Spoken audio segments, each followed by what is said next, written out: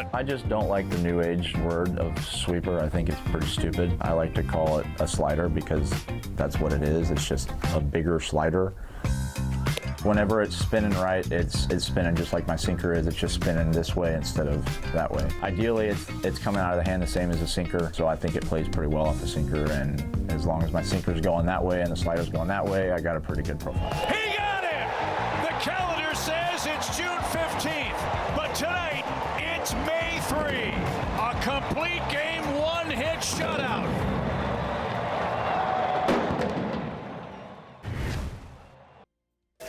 Looks like I'll be taking you to work tomorrow. St. Louis Cardinals baseball is presented by Budweiser. This Bud's for you. By Central Bank, the hometown bank of the St. Louis Cardinals. Visit cardinalschecking.com. And by your quality Ford dealers. Ford F-Series, America's best-selling trucks for 48 years. There's downtown Kansas City, Missouri. We've been here a couple days off. Bobby Witt's had a couple days off, but for a scary reason. Yeah, Bobby Witt Jr., one of the best in the game, ranged into the hole here, trying to make a sliding grab on Jordan Walker. Ended up tweaking that right knee. A grade 1 MCL sprain is the diagnosis here for Bobby Witt Jr. Not on the IL as of now, certainly day-to-day. Bobby Witt has been down, but Mason Wynn, the Cardinals shortstop, has been up. He's riding a 5-game hitting streak. Well, you love what Mason is doing. You'll see in some of these highlights, he's using the whole field, up the middle, the other way. Then when the opposition tries to come inside, he'll do that. He'll be able to drive the ball down the line, but this is where Mason is going to have most of his success, is using the entire yard. Cardinals have one more game left in Kansas City. They look to salvage a win in the I-70 series. First pitch coming up next.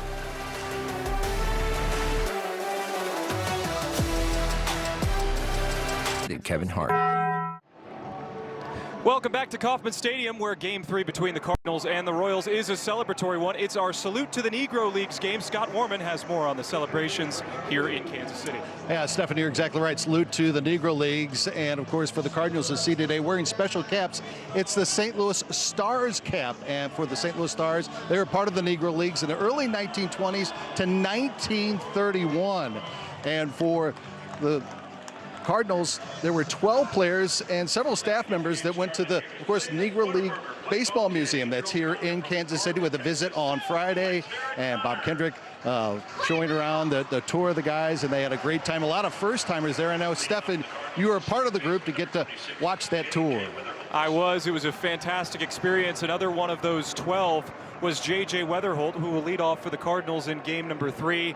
It was such an incredible experience, so much history packed into those walls, and man, can Bob Kendrick tell a story. Yeah, the place is absolutely amazing. We'll get an opportunity throughout the game today to kind of tell more of those stories about the Negro Leagues, the museum itself, and for these guys, it's great to be able to learn the history and learn more about the history of the ball game. By the way, credit there to our good buddy Scott Warman, who always does a fantastic job. He was telling that story while getting ushered off the field and going into the camera well, a pro's pro.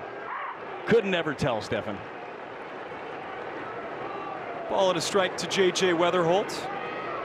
He's had a good series so far, 3 for 8, a double. He's walked twice. Now he drives one to deep right center. Back to the track. Meisner goes. Oh, Weatherholt lightning bolt.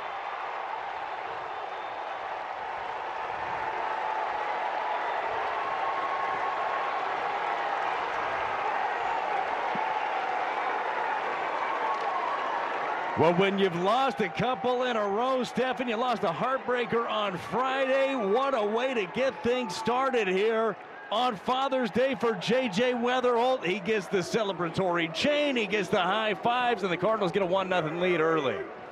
Boy, did they need that. The Cardinals had gone 5 straight games without a long ball, and Ivan Herrera is plunked.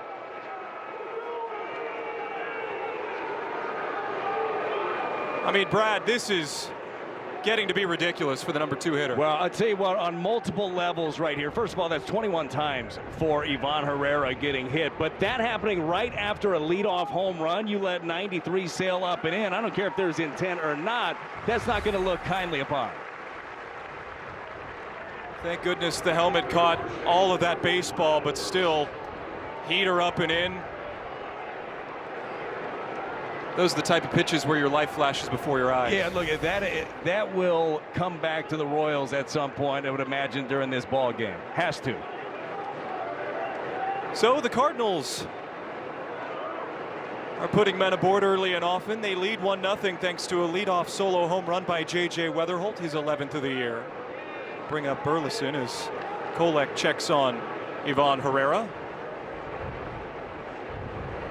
Burley has reached in 19 straight games, and Herrera has outpaced that in hit by pitches, 21 of them this year.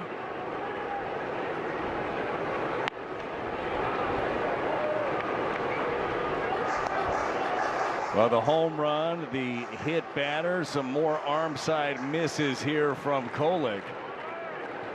Hopefully something the Cardinals can take advantage of him, see him up in the zone.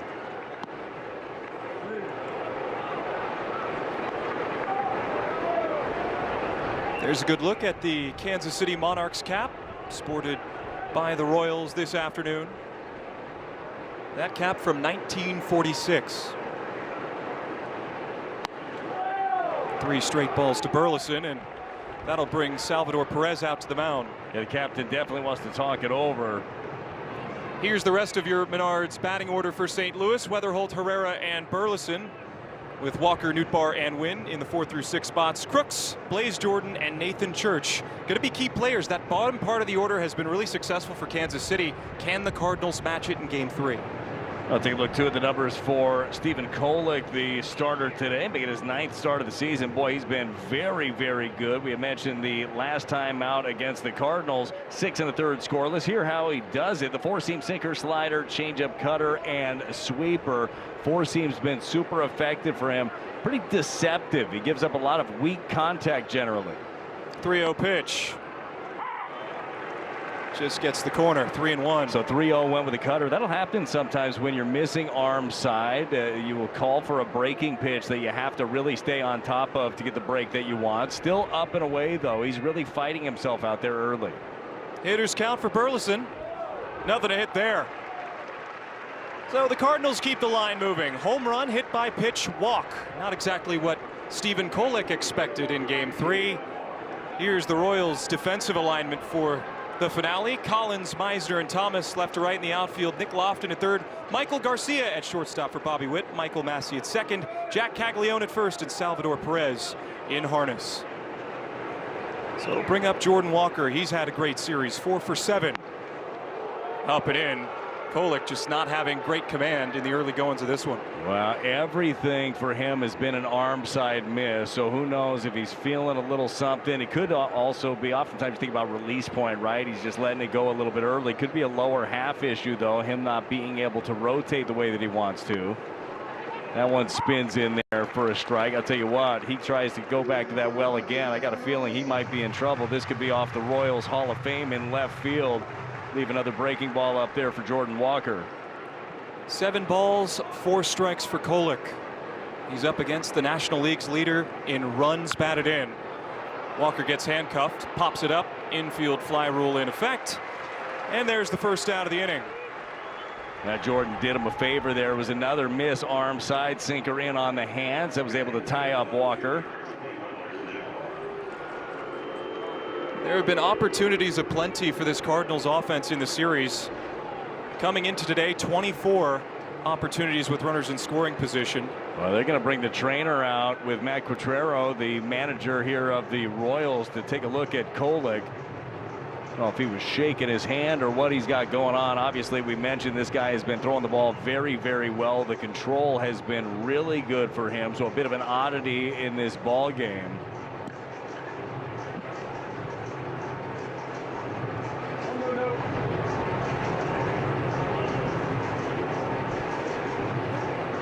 This is a Royals team that's already very banged up. No Pasquantino, no Bobby Witt.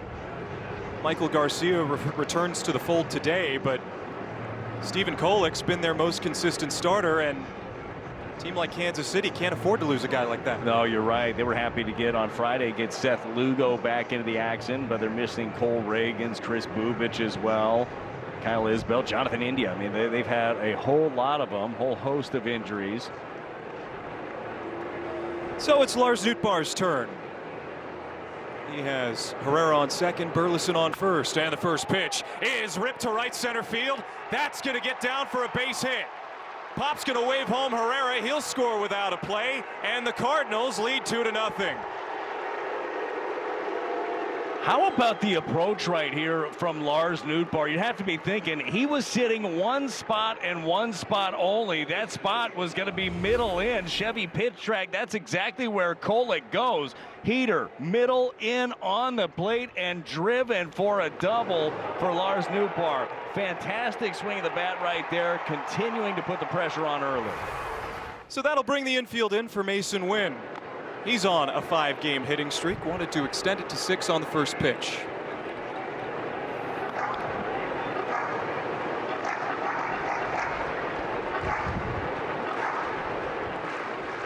Similar start for St. Louis as Friday night. 2 quick runs. A lot of traffic against the Royals starting pitching. Kolek's 0-1.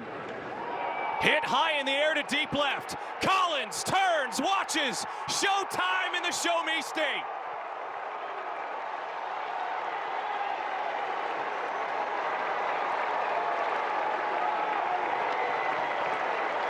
Stephen Mason Wynn, number 3 on the season. They had Stephen Kolek on the ropes, and a knockout blow by Mason. A hanging breaking ball deposited this thing. Wow, on his front foot, kept the hands back though, and drives it off the facade in left field above the bullpen. 410-foot shot to left for Mason Wynn. So it's a 5 spot for St. Louis.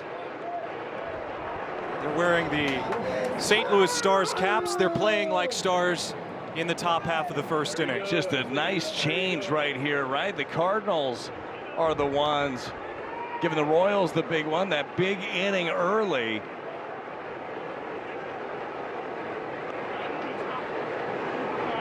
Continue to add on, continue to put pressure on. The last thing the Royals want to have to do is go to that pen this early. Jimmy Crooks 0 for 4 in the series.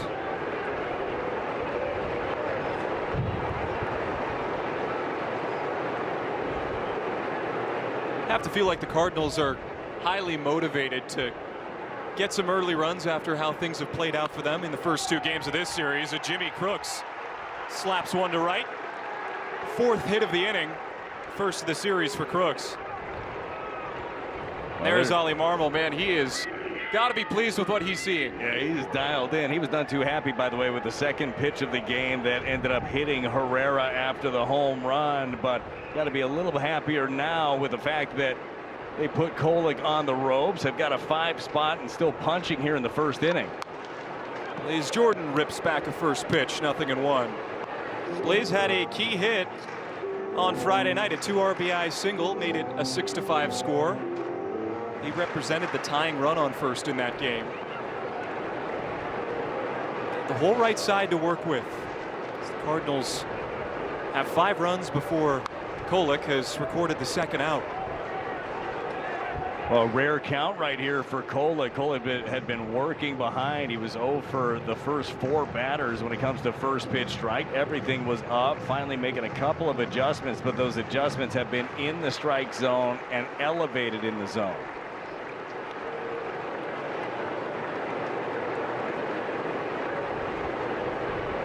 Oh, and 2. Ground ball right back to the pitcher's mound. Kolek throws to second, the throw to first in time, and that'll retire the Cardinals, but not before they score 5 runs in the top of the first inning. Offensive explosion at Kaufman. We'll see the Royals bats up next. $29 a month. Visit your local Hyundai dealer today.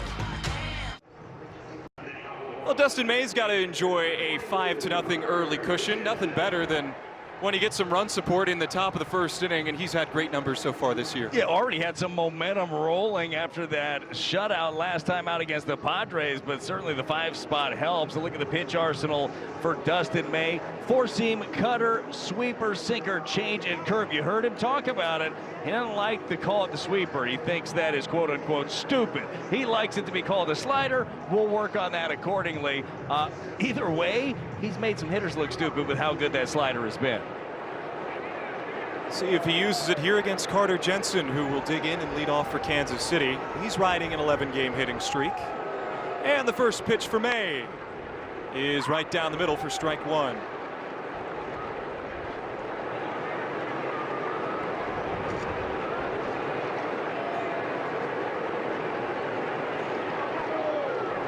Jensen's the DH today for Kansas City, with Perez as the catcher. Check swing on the breaking ball. He didn't go around. Sean Barber appealed down to Tripp Gibson, who's the third base umpire. Ryan Blakeney at second, Dexter Kelly at first. That's your crew for game number 3.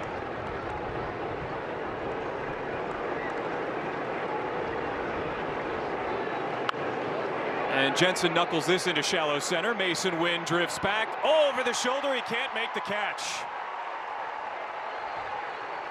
That's a play we're used to seeing Mason Wynn make, but the overcast might have played some tricks on that baseball. Here's the rest of the lineup presented by Menards for Kansas City. And it brings the return of Michael Garcia to the Royals. He dealt with some hand soreness. He bats second. Salvador Perez set the Kauffman Stadium home run record back on Thursday night. Cameron Meisner, we haven't seen him yet in a Royals uniform. He'll bat 7th.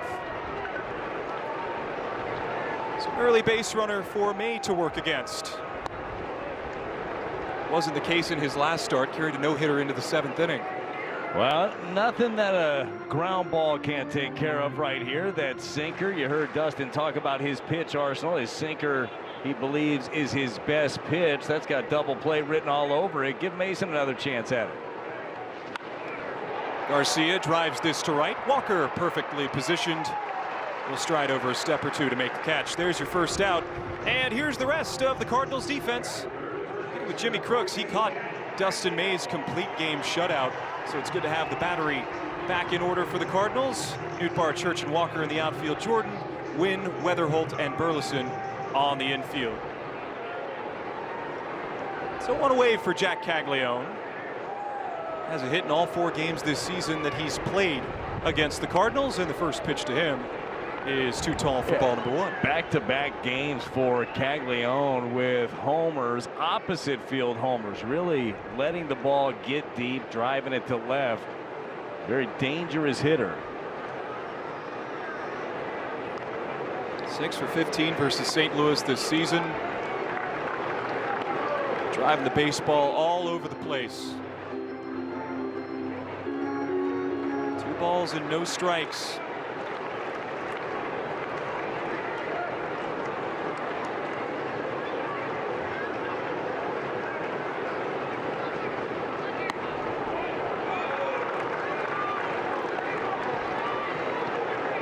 Caglione with a 5-0 deficit. Going to be very, very selective here in a 3-0 count. See what May goes with here. It was the fastball called a strike. A little cutting action on that one, just in case. Didn't want to go dead red with the heater. That cutter, I think, is going to be a very effective pitch to Caglione and some of these other lefties in the lineup. Hitters count, the pitch. Yeah, it's the outside corner. Caglione was already on his way to first. Come on back now. Back door with the slider here. What a great way to get back into a count. May just seems so poised on the mound. Hasn't had to deal with a whole lot of traffic, obviously, in his last few starts. Hasn't been affected much here. The 3-2 is too high. So now Salvador Perez will hit. As I mentioned earlier, Perez set the Kauffman Stadium record for home runs on Thursday. 137 of them. He's greeted with a huge round of applause. Past George Brett for the stadium's record. It's 4 away from tying the Royals' all-time record. May's first pitch.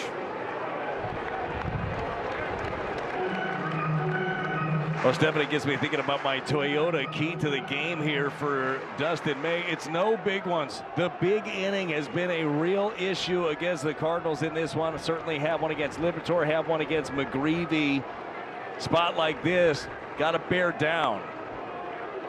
Dangerous hitter up, as you mentioned. Did have that home run the other night. That one was given up by the rookie Max Radjic. If you're going to give one up for your first home run, not a bad guy to give it up to. The captain here, Salvador Perez, well on his way to Cooperstown. I mean, if you're going to give up your first big league home run, might as well be to a Hall of Famer. As Perez squibs one to short. Wynn waits back, will throw to first in plenty of time for the second out. But it does move 2 runners in scoring position for Michael Massey.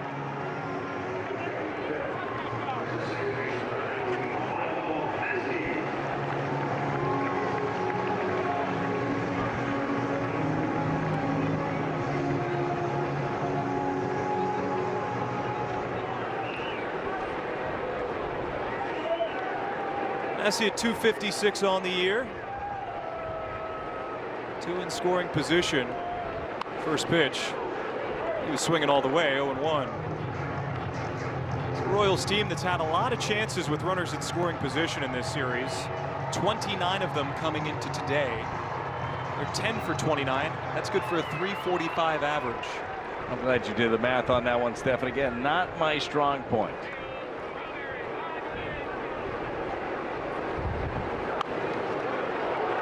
May quickly ahead in the count, 0-2. This is a Royals team, though. You look at the overall numbers on the season. Offense has not been the easiest thing to come by for this club, but over the last 3 games, they're riding a 3-game win streak. It has been 26 runs, 8 homers over the last 3 here for the Royals. 0-2. Stayed high. Like that, riding that 4-seam at the top. We've seen a lot of the strikeouts from Dustin May come via that slider too. We'll see if he buries one back foot.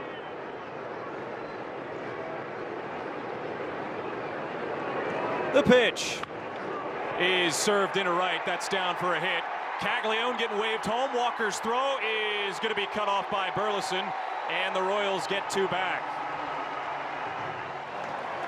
Well, Stephen, that's exactly what Dustin May was trying to do. He was trying to bury a pitch, trying to get it down, but ended up with this slider on the plate, in, and ended up being thigh high. And just enough. This ball was not hit hard, didn't have to be. Dumped into right field, brought in a pair. That snaps a 15 2/3 inning scoreless streak for May. Bring up Lane Thomas. He's on a 5-game hitting streak of his own.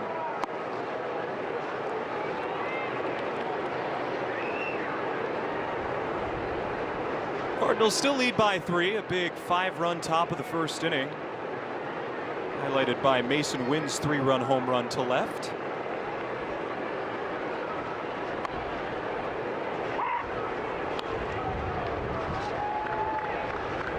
Early leads are great, but sometimes they're really difficult to protect against a surging offense like Kansas City.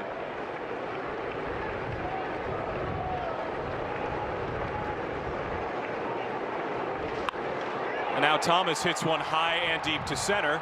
Church drifts back. He'll have room and make the catch. Kansas City scores 2, but the Cardinals lead 5-2 as we enter the second from Kauffman Stadium.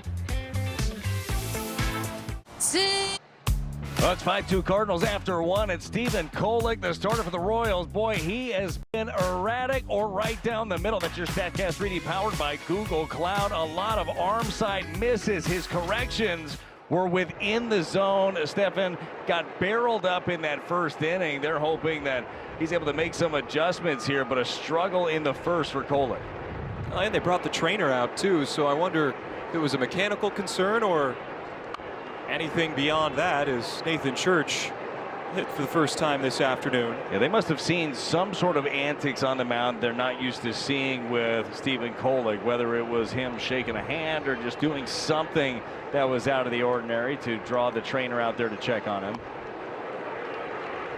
A big key when you see a guy struggling as much as he did was just don't help him out at this point. That difference that they might have seen is Kolek actually giving up runs. Over his last 6 starts, he's been spectacular for Kansas City, a 1.59 ERA. 1-2 to Church. Is poked foul down the third base side.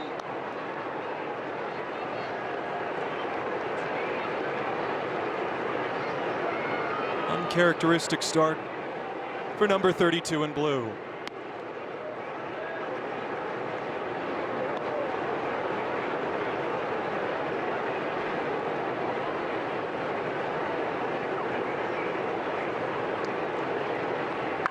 Two-two, club down the right field line. That ball is going to ring off the wall. Church motoring to second. The throw is late, and by Garcia, Nathan Church with a ringing double to right. A leadoff double for the number 9 hitter, and the Cardinals are in business again. Stepping right into the sweet spot of the left-handed hitting Church, down and in with the slider, couldn't bury it, kept it on the plate, and this ball is torched. 110 miles an hour off the bat of Church, knocking on the wall out and right. You know that Thomas has got a strong arm, but not enough to get Church at second. So J.J. Weatherholt will take strike one. He's had a heck of a run for St. Louis. His last 30 games coming into today, he's been great. He's our Hyundai in the driver's seat feature. I would say so. Hitting for average, getting on base at a high clip, and showing off some pop, just like he was able to do to lead things off today. Now he goes backside. Collins on the run. Still going. He ran out of room again.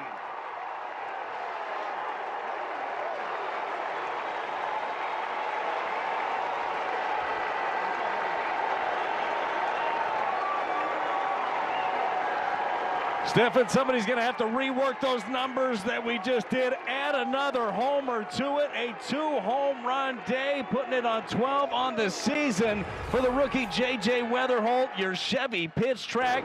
Fastball, 94, down the middle, lets it travel, gets it up in the air, and drops it right into the bullpen. J.J. Weatherholt, a phenom for St. Louis, a star in the making. Talk about the defense. Another multi-homer game for the Cardinals' first-round pick a few years back. And Herrera will dump this into right center. So he gets some revenge after being hit in the head by a fastball from Kolek.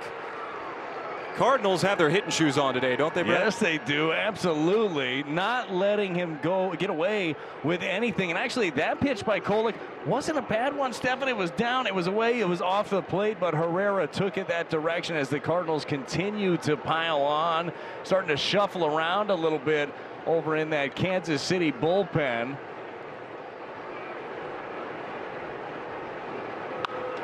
Now Burley's ripping at the first pitch. It'll go foul. This is an unusual experience for Chiefs fans and Royals fans alike. When a team in red scores 7 in this area this early in a game, it's usually football season. Yeah, they're usually happy about it too. The fans in blue here not so happy. Cardinal fans, though, traveled well to Kauffman. They're loving what they're seeing out of their Redbirds. Burley walked and later scored. This is hit to center. Meisner dives. It's by him, and it's going to roll to the wall. Herrera's getting the wave home. Pop Warner's going to bring him home. Burley's not stopping until a late stop sign at third holds him up. An RBI triple for Burleson. Herrera scores. It's 8-2. Well, Cardinal fans are on their feet right now. Burley wanted it. He wanted that inside the park home run. He was running hard. This thing, he sees it down, and then they are all off to the races. Man, the Cardinals continue to keep on hitting. Check out the face of Alec Burleson as he's coming around. He's chugging, he's chugging. You see him say, no! I got to stop here. Hopefully, Jordan's able to drive him in, but what a swing of the bat here. What an offensive showing early, Stefan, for the Cardinals. 8 runs on 8 hits. Cardinals have hit for the team cycle this inning alone. Double from Church, home run from Weatherholt, single from Herrera, and now a triple by Burleson. How about that?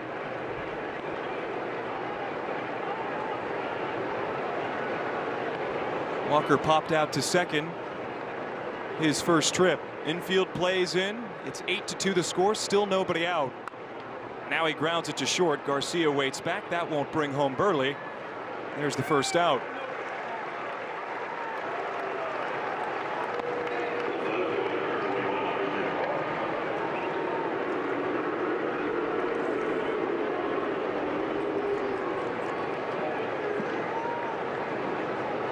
Now this is exactly the answer, Stefan, that Ollie was hoping to see from his ball club. There was some momentum late, a moral victory nonetheless late in the ball game on Friday as they made it a one-run game and maybe carried some of that momentum in here against Stephen Kolek.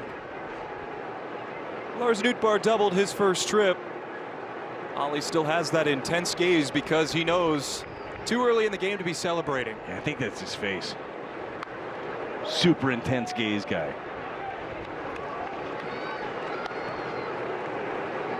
I want to wish a happy Father's Day to Ollie as well. His beautiful family made the trip to Kansas City. His girls are they're adorable. His daughters Riley and Kylie are amazing. Great personality. Mom and dad have done such a great job with them. He still hasn't gotten him a puppy though. Boy, he's holding strong on that one. Probably won't hear about that now that I bring it up again. 2 balls and a strike to Newt. Right back to the pitcher's mound. Kolek lobs it to first. So Burley has to stay plastered on third. But it brings up Mason Wynn, who's now up to a 6-game hit streak. Hit his 3rd home run of the year, and boy, was it a big one his last time up. Well, it was huge. Just a breaking ball that he actually was fooled on, but had the ability to keep his hands back and then drive it a long way, over 400 feet off the left field wall. When you're hot, you're hot. And we talked to Ollie about what he's noticed from Mason Wynn. Seems pretty basic. We talk about it on the broadcast. When he's going the other way, he's seeing it well. Well, and when you go the other way, then you end up getting pitches on the inner half, right? When you prove that you'll take a slider like that and you'll shoot it through the right side, you'll take these selfless at-bats when you're not selling out, well, then you end up getting more pitches on the inner half, and he still has the ability, like he's shown, to you make a mistake, yeah, he'll pull it. He'll pull that baseball. But when you make your pitch, he can still beat you the other way. Kolek gets back into the count with a strike, 2-1.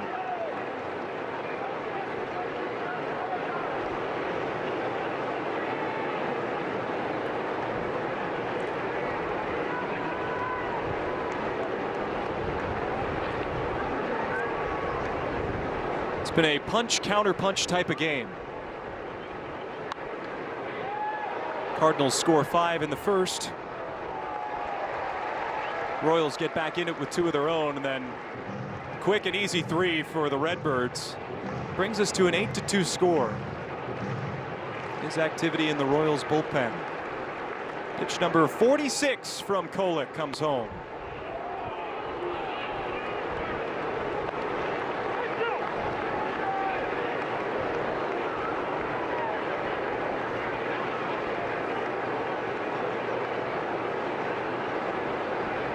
Three-two payoff pitch.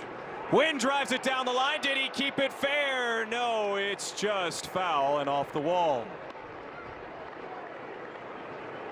Got that same pitch again.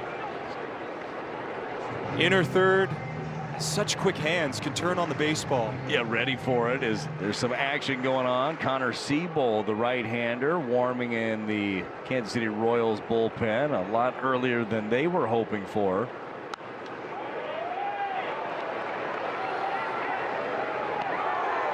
With that 3-run home run, Mason reached the 30 RBI mark. Has a chance for 31 or more with Burleson standing on third.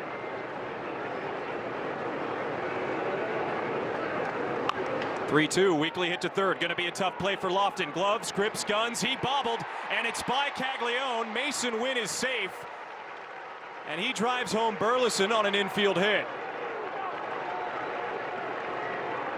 You see him showing off the wheels right there. A sinker down and away, weak contact, beat it into the ground. Didn't matter. He legged out an infield single. He brings in another run, and the Cardinals now lead it by 7. Matt Quatrero has seen enough. Royals are going to have to make a pitching change, an inning and 2/3 into this one.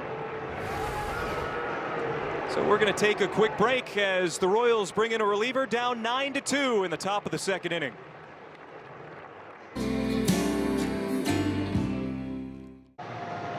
You're watching Cardinals TV presented by Bet365. A Chevy pitching change.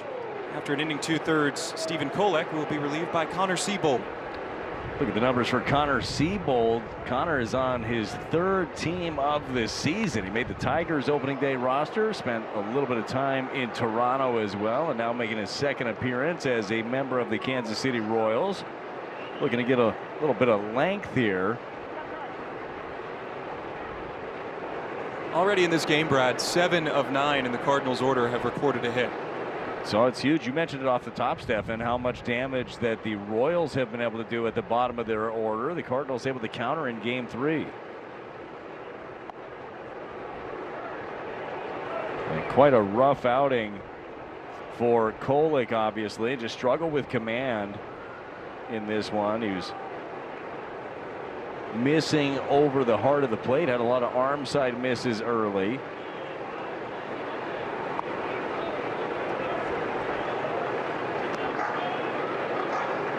It's a thankless job being the mop-up reliever. That's what they'll need from Siebold to eat a couple of innings.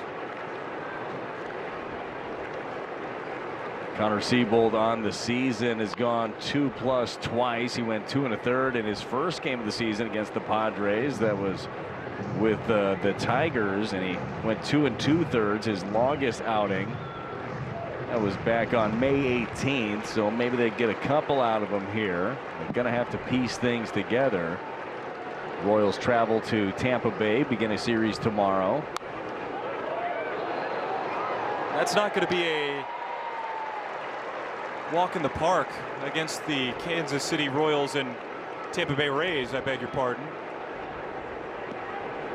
Rays, one of the league's better teams in a number of ways. Yeah, the last thing you want to do is have a beat down bullpen heading into a series like that. 2-2. Crooks continues to fight. Great crowd here at Kauffman Stadium on a wonderful Sunday for baseball. We were worried that we were going to be delayed in this game. Yeah, you were reading the weather last night. It was calling for thunderstorms all morning long. It looked like those ended up hitting a bit early. Brooks weakly grounds it to the right side. Caglione's feed to first is in time. But the Cardinals put a 4 spot up, thanks in large part to J.J. Weatherholt's 2nd home run of the game, a 2-run shot. 9-2 your score as the Royals bats come up trying to cut into this lead. Michelin, motion for life. Cardinals offense came to play today, leading 9-2. You know who else came to play? Dustin May.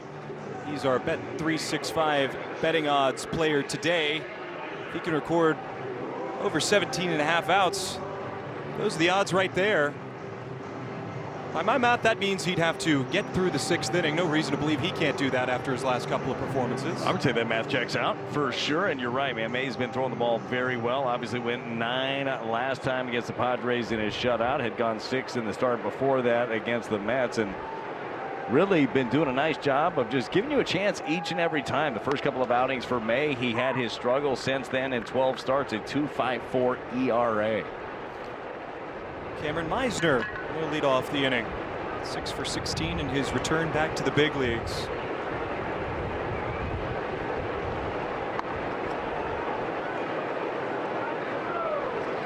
Now, how about a nice quick inning here too for May? I mean, the Cardinals offense has been pouring it on, putting a lot of pressure on the Royals. You'd love to get Siebold and that defense right back out on the field.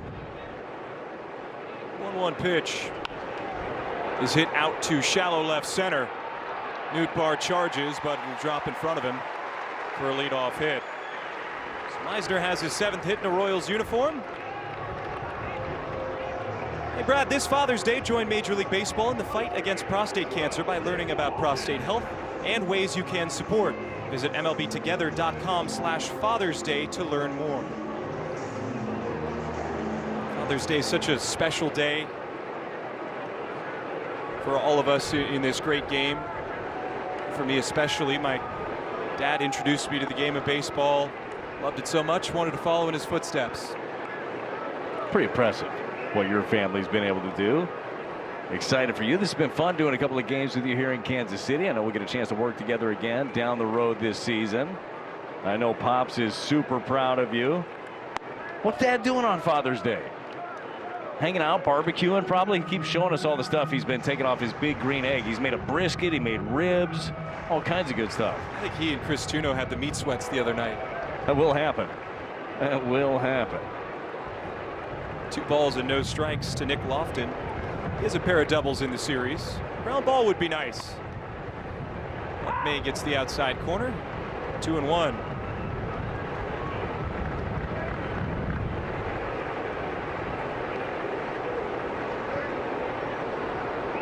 Talked earlier about May's ability to get through the 6th inning on our Bet365 betting odds, and now Lofton drives this to deep left. Nootbaar at the track as far as he can go, and Lofton has his 2nd home run of the year.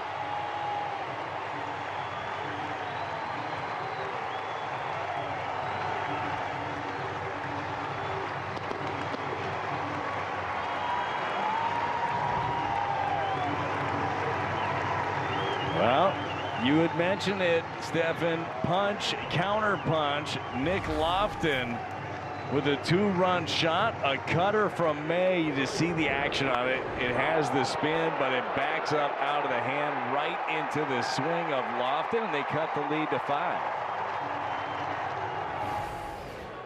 The ability to add on is going to be big in a game like this. Isaac Collins will hit for the first time. With a slow breaking ball called a strike. But what I was asking you earlier, Brad, getting through that 6th inning, do you think that's a factor regardless of the pitch count, but the score? Might want to extend Dustin May to save the bullpen from having to throw too much before Yeah, I think the 4-game series? there are times, right, where you're going to extend the guy, and obviously you do pitch, and I think you do manage at times to the scoreboard. You also use the eyeball test, and you also have to think, too, that May was extended over the century mark, over 100 pitches last time out, and you might be thinking, well, that's not a big deal. He's a big league starter. He can do that. Yes, he can. He's big, he's strong, he's powerful, but this is a guy that, let's be honest, has had an injury-riddled career to this point. For the large part kept healthy last year, but that's part of managing, is figuring out how to take some of that workload off of a guy and keep him healthy for a full year. So a lot of things to weigh when you're in the seat of a manager.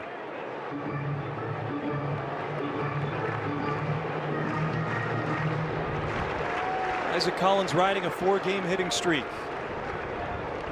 He's searching for his first out of the 2nd inning. The 2-2.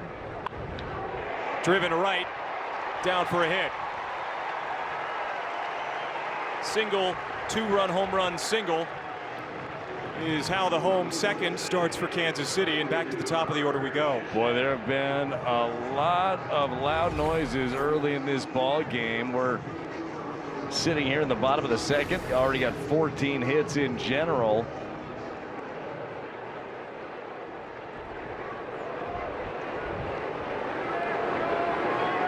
Got to pay attention to speed of Isaac Collins at first.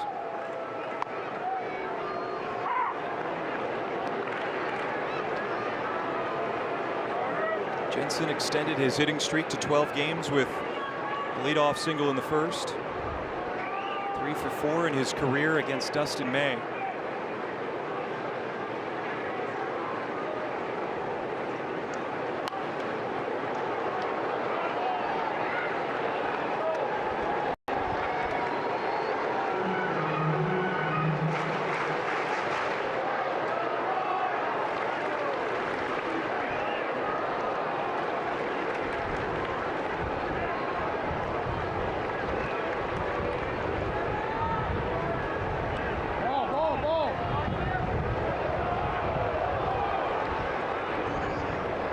Looks like that might be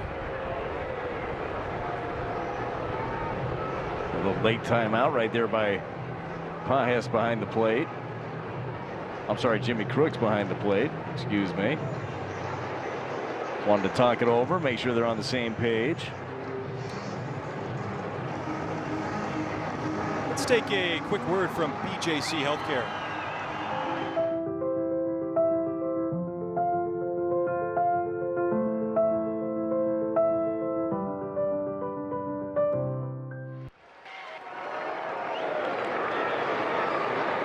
0-2 to Jensen. Already 2 runs surrendered in the second inning. It's weakly ground to the right side. Back to that time call from Jimmy Crooks. It's a high IQ play there from the catcher. Pitch clock was winding down. A couple of the Royals were signaling time. That could have been a 1-2 count on a pitch timer violation from May. Yeah, you'd much rather just take the mound visit than a ball on a count like that.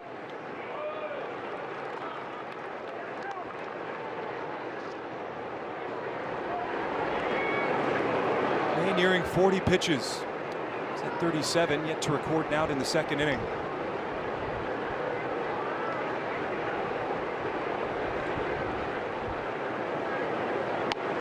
And he gets Carter Jensen to swing and miss. Slider left up in the zone, but Carter couldn't get it. There's May's first strikeout of the game. Yeah, sometimes those end up being the best ones. This slider did stay up, ran arm side, but he couldn't quite catch up to it at the top of the zone. So you'd love to get that ground ball now with 1 out. It's a big pitch for Dustin. Now he gets to go to work against the righty Michael Garcia. Lined out to Jordan Walker. His first trip. Garcia was dealing with hand soreness, as we talked about earlier, but that came mostly on foul balls. Talking to a couple of members of Royals PR staff, and he hits one a long way the other way. Jordan twists, turns, and recovers. Put that away for out number 2. Loud contact, but you'll take it if it ends up in the glove of one of your defenders.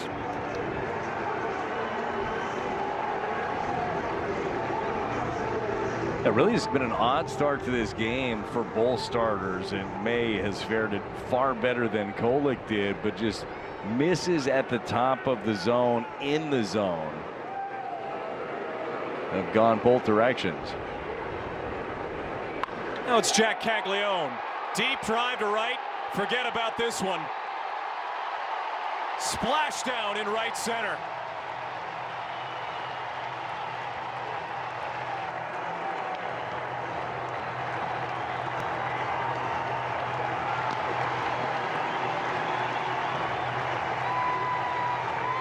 Stephen Jack Caglione now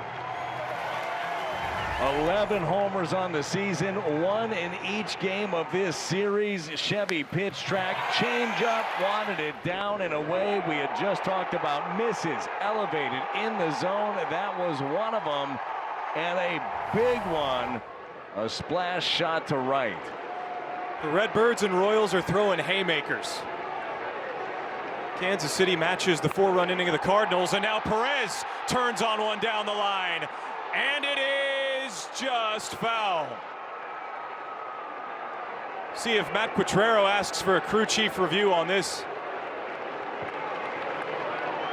Looked awfully close.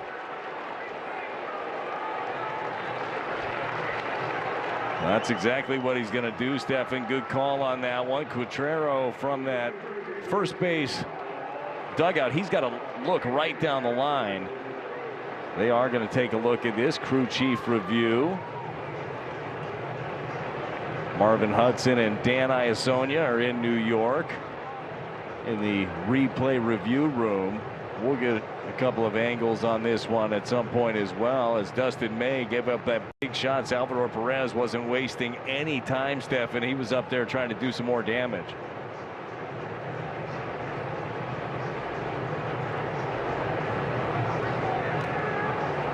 See if the ball disappears behind the pole. No, it looks like it goes in front. Cardinals might have just caught a big break. So it is a foul ball. Dustin May can take a deep breath. It was nearly back-to-back home runs on back-to-back pitches. So 0-1 to Perez, who grounded out to short in the first inning. 9-6 your score.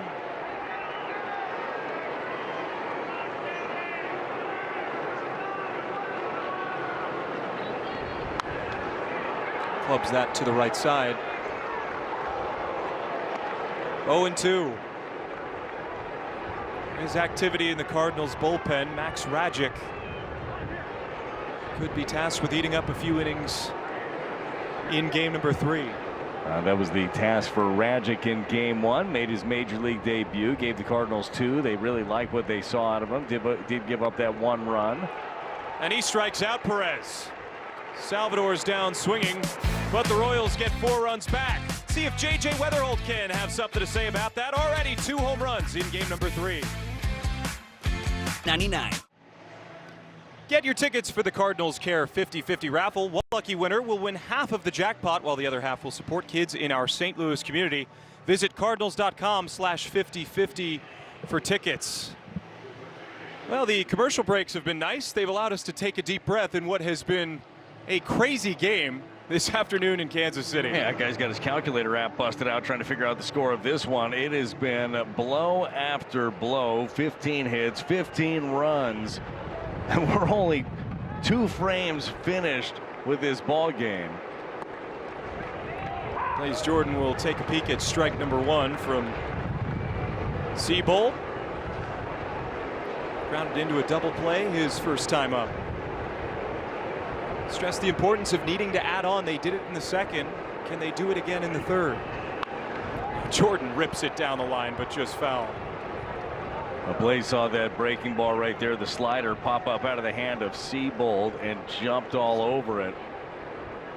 Now, like we saw him do last night with 2 strikes, now it's battle mode. I thought he had a great approach last night, dumping that single down the right field line to bring in a pair, make it a 1-run ball game in the 9th inning. He chases up and out of the zone. There's strike 3, the first out of the inning. So for the first time this afternoon, the Royals retire a Cardinals leadoff hitter. Brings up Nathan Church.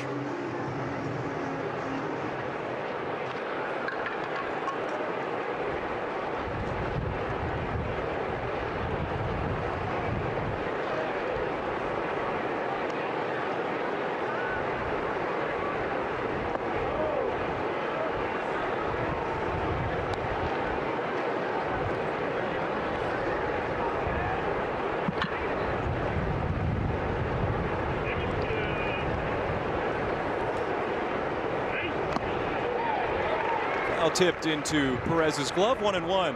Church doubled down the right field line his last time up. Hit his first career triple in the big leagues on Friday. It's been great since his return.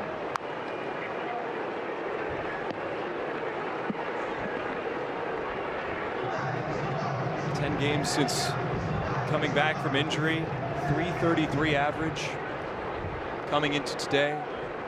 I gotta love the skill set here of Church. I mean, this is a guy that can hit for average, does have some power, plays an elite level outfield, tons of speed.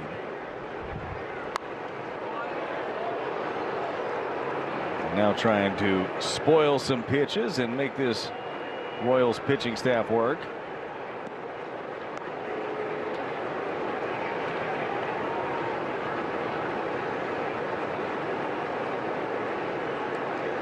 One-two pitch. Good eye by Church.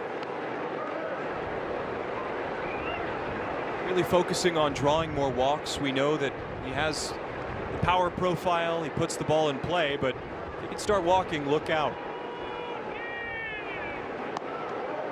Let's work the count full. 3-2. Well, that's that next level for a young hitter, right? Being more and more selective, realizing what the opposition's trying to do to you, because guys know when somebody's coming up that's hyper aggressive, you're going to get far less pitches within the strike zone until you prove you'll lay off of them.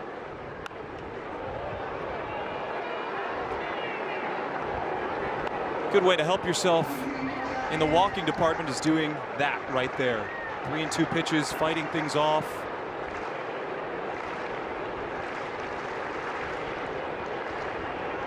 Pitch number 8 of the at-bat coming here. Weekly grounds it to the right side. Caglione charges, bobbles, throw to first is just in time. We'll see if Ollie wants to take a look at this.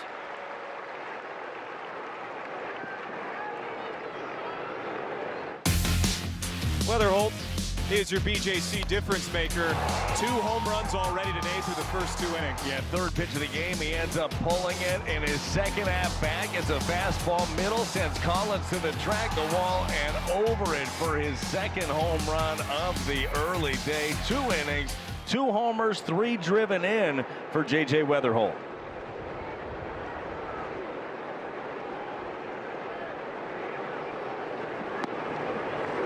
He'll take strike number 1.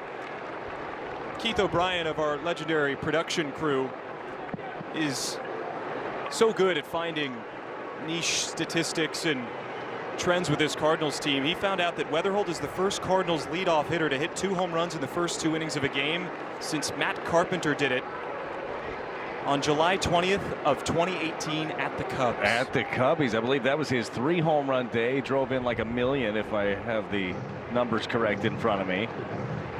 Pretty sure that was right. Yeah, some good company right there.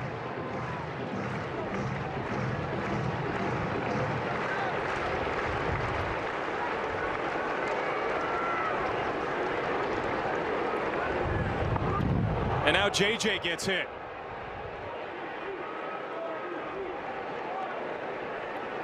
O2 pulled a changeup, did Seabold. This one caught him. It looked to be in the ankle for J.J. Weatherholt. Probably not comfortable. Obviously, Seabold was trying to go arm side away. Just tried to put a little bit too much on that. Another hit by pitch. Right off the top of the foot. That didn't feel good. So you have Weatherholt getting hit. Nobody knows that feeling better than Ivan Herrera. The Cardinals lead Major League Baseball in hit by pitches, 53 of them. Well, Herrera's got 21 of them now. JJ's got 11, so battered and bruised are the top of the Cardinals order.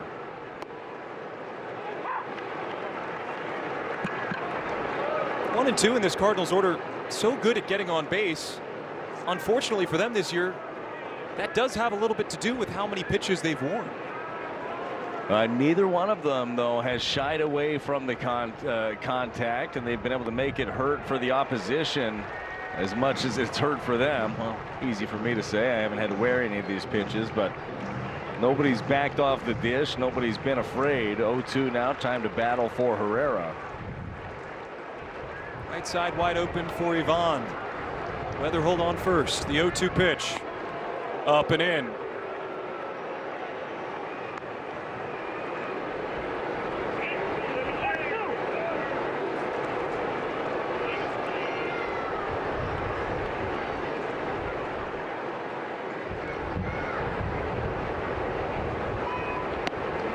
Again, he's trying that inside corner against Herrera.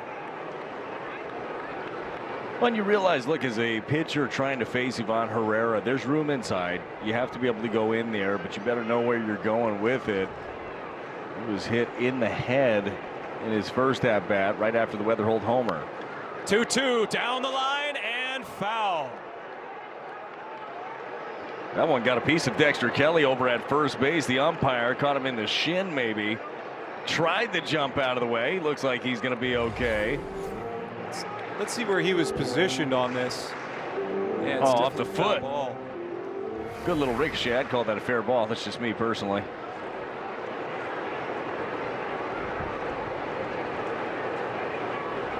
Everybody involved in a Herrera plate appearance is getting hit today. 2-2.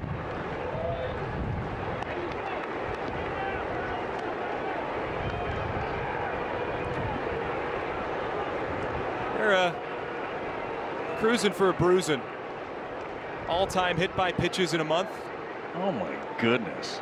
On there a couple of times. A little sandwich action there with Dan McGann, your dad's favorite player. Cutter runs well off the plate, 3-2. Weatherholt will be off with the pitch. We'll see what Herrera gets here. Right-hander warming up in the pen for Kansas City. Steven Cruz.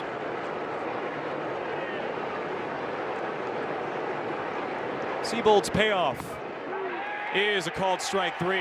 Ivan wanted something else. So the Royals put up the first clean slate of the game in the top of the third. It remains 9-6. Happy Father's Day at Kauffman Stadium. change. Welcome to Talk in the Box. St. Louis Cardinals baseball is presented by your Mid-America Chevy dealers. By Rally House St. Louis. It's your city, it's your house, it's the Rally House. And by BJC Healthcare. You deserve extraordinary care.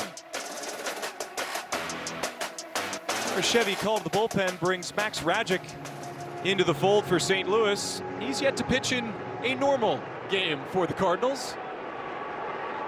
He'll go to work against 5, 6, and 7 in the order. And his first pitch is a strike. It was a bright spot, Stephen, in that first game of the series, getting to see Max Rajic make his major league debut. A fun one. Gave the Cardinals 2 innings, 2 hits allowed. That 1 run was a home run off the bat of Salvador Perez. And this one is rifled into right center. Walker will drift over, play it on a hop. Yet another leadoff single for the Royals. They've done that in every inning of this game. Let's go down to Scott Warman, who had a unique view of Rajic's major league debut with his family.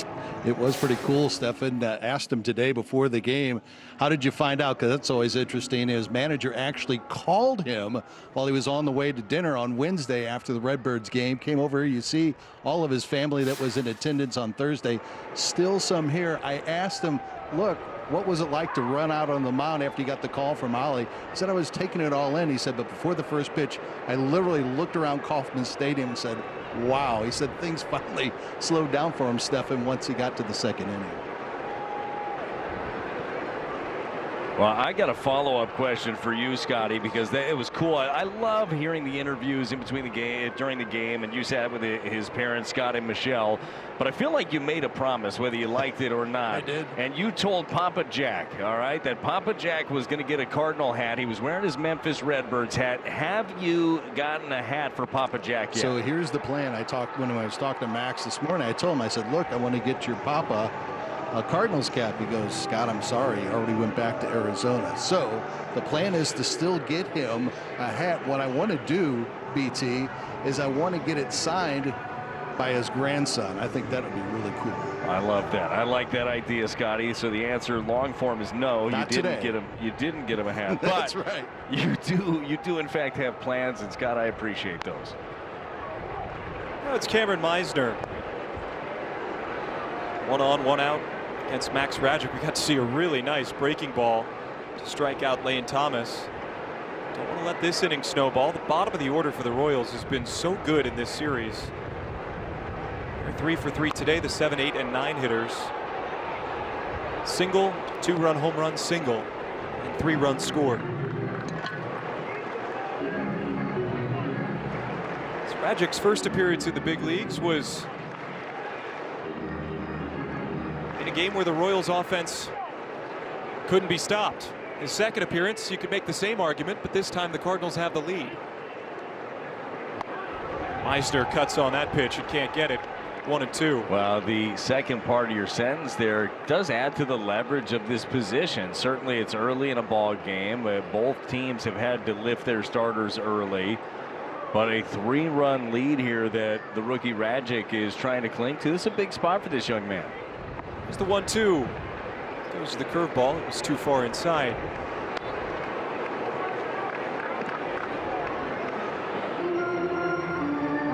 Well, Cameron Meisner spent most of the year at AAA. He has a ton of major league experience. Last year, 42 games in center field for the Tampa Bay Rays.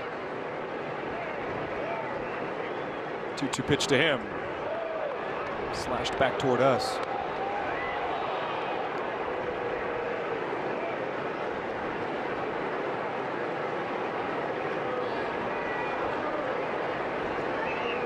Meisner, a native of Poplar Bluff, Missouri, part of Cardinal Nation.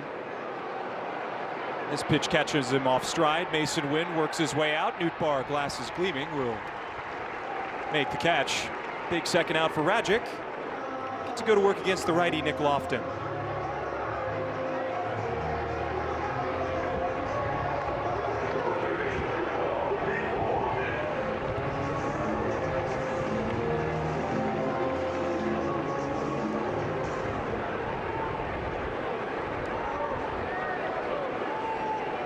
Lofton hit a 2-run home run in the second inning. Check swing, he held up.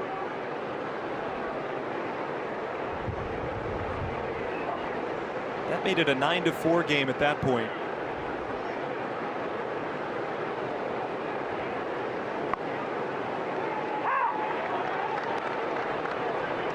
Take that right there. 95. Good strike right at the bottom of the zone for Rajic to even up the count. One of the things that we kept hearing about him is his competitiveness. Everybody loves the mentality of this young man. Oh, and his breaking ball. That was the other thing that everybody talked about. That curveball, a big one. You had mentioned the strikeout on Lane Thomas. Look at the depth of that. Disappearing breaking ball. That pitch had an anvil on it. What do you go to here at 1-2? You just shown the breaking ball. I'm throwing it again. I'm going to bury that hammer, see if he can swing at it. Big lead. Rajic steps off, throws to second. The tag is late. Looked like JJ might have gotten the tag down. We'll see if Ollie wants to challenge this. I'll take a look at it. Did a good job of holding, being able to actually adjust after he stepped off. You can hear the yell of Burley in the background of step off. Just took him a little bit longer than he would want to. He is going to have that hand in safely over at second, but hopefully no harm, no foul right here with 2 strikes. Let's see if Rajic buries another one of those breaking balls. 1-2. He did, and Lofton able to tap it to the third base dugout. Have to imagine that for Ollie and the Cardinals, it's got to be pretty clear to challenge in a game like this early. Yeah, you're definitely going to want to be right. You're absolutely correct on that. And it looked like on the surface that left hand was able to get in. They do such a great job. Chad Blair and his team in the video room get feedback back to Ollie and his team very quickly in the dugout. 1-2 pitch. Up and in. I like that. 96 at the top. The thought process for me would probably be to go right back to that breaking ball. You change the eye level, got him uncomfortable. Now that curveball down and away. Slider works as well. Something going the other direction. 2-2. Called strike 3 at the knees. Max Rajic dances out of trouble. And it's a scoreless third for both teams. 9-6, head into the 4th in Kansas City. Winning service, SeegerToyota.com. Hi, Barbie. It's Barbie Game Day on June 25th when the Cardinals face the Diamondbacks. Fans with a theme ticket will take home an exclusive Barbie and Cardinals sequin cap. Details at cardinals.com/theme. Now Steven Cruz checks into the game. 5.75 ERA against Burleson, Walker, and Nootbaar.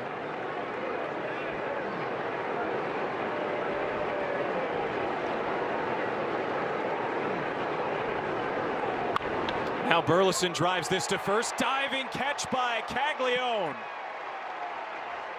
Burleson's had a couple of those in this series.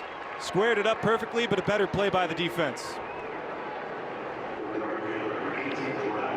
Well, Jack Caglione has been showing off the power, now showing off some of those hands over at first base. A hot shot, your All-State Good Hands replay. Stealing a single there from Alec Burleson.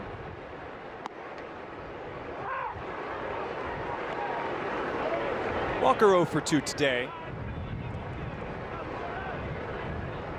Cardinals searching for more runs of insurance. Crazy to use that word this early in the game.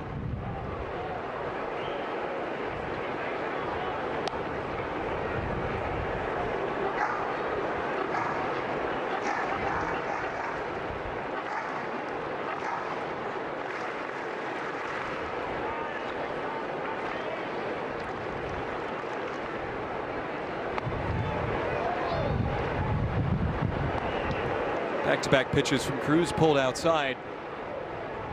Cruz obviously has the good fastball. He's going to run that 98-99. Four-seam cutter, slider.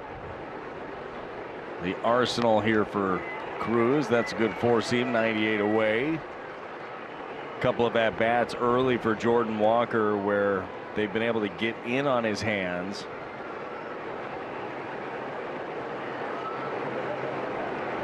Walker's going to use his time. Grown accustomed to seeing Jordan use that late time call with 2 strikes. Maybe mess with the rhythm of pitcher he's facing. Game within the game. 2-2. Breaking ball, buckled at the knees. Jordan Walker takes strike 3. Yeah, he thought about using a challenge right there, but I think that Cruz ends up catching this corner down and in. We'll take a look. That's a pretty good pitch. Much like challenge opportunity, bottom of the third, these ABS challenges going to be important. These big offensive displays. Yeah, the hope is, Stefan, for both these sides is that the bullpens come calm things down. I mean, both starters got hit around in this ball game. I think that Ollie, a couple of factors, right, that go into getting Dustin May out of this ball game. One is, look, the results just weren't there through his 2 innings. May ended up giving 6 earned runs up through 2. And for Matt Cotrero's team, his starters struggled mightily. But when it comes to May, I think that part of the thought process is, hey, let's get him out of there. He doesn't have it. His pitch count was high last time. This one shot through the right side. A base hit for Lars Nootbaar with a pair out here in the 4th. And then you kind of fight for next time out for Dustin May, build in a little more rest. That'll be Mason Wynn's turn. He's had a heck of an afternoon. Started off with a 3-run home run. His 3rd of the season in the 1st. It traveled 410 feet. Gave the Cardinals a 5-0 lead. Yeah, Mason's having himself a day. Also added on an RBI single. 4 on the season, showing off some of that range. Gonna have to get started a little earlier now, though, with a hard-throwing Cruz up there. His 4 RBIs tie a career high for a single game. Boy, a whole lot of ball game left to set a new career mark for Mason. He's beaten to the spot. 0-2. Well, Cruz does like his slider, but I think that I would be inclined to try to go up there again, see if I can get Mason to swing through it. The problem is, you make a mistake over the plate, he'll make you pay.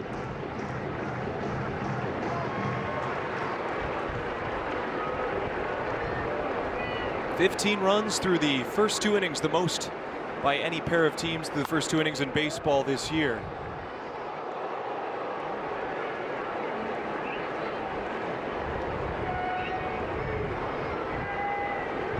I think it's what most expected coming into the season. 2 juggernaut offenses, the Cardinals, the Royals, slugging it out. It really has been a blast all season long to kind of see where the offense, where the expectations were coming in, and then the actuality of watching it. This is a club for the Cardinals that have scored a lot of runs, have hit home runs, have been able to manufacture, do a lot of things well. Cruz will pick over to first.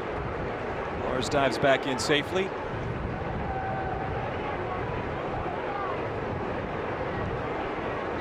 Oh, 0-2 to win.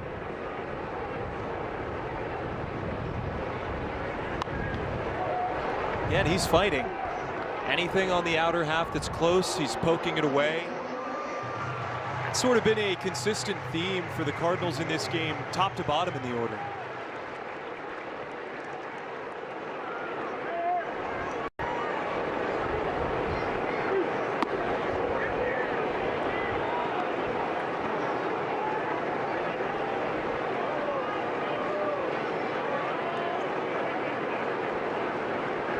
Just 3 strikeouts.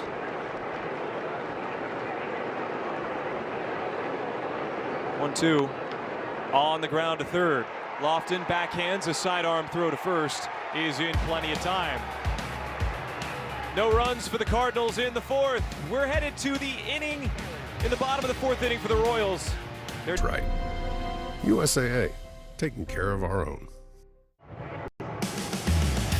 Our Budweiser What's on Tap feature, the Cardinals will play 20 games in 21 days, and these are their opponents. Not exactly an easy stretch. Yeah, a bit of a gauntlet right there. We're going to see Nolan Arenado coming back. The Marlins playing really good baseball. Braves best team around. The Cubbies and Brewers again. I mean, this is going to be another test for Ollie's ball club. But, man, they've been ready for tests all season long. Isaac Collins pops up the first pitch. Mason Wynn lost it in the sun. Loses his cap. Over the shoulder. He makes the play.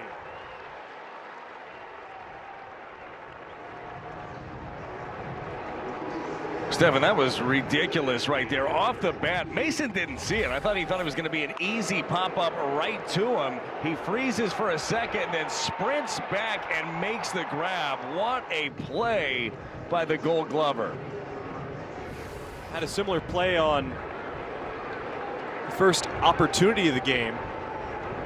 This one a higher degree of difficulty. He didn't make the first one. He makes the second one. Good start for Max Rajic in the home fourth.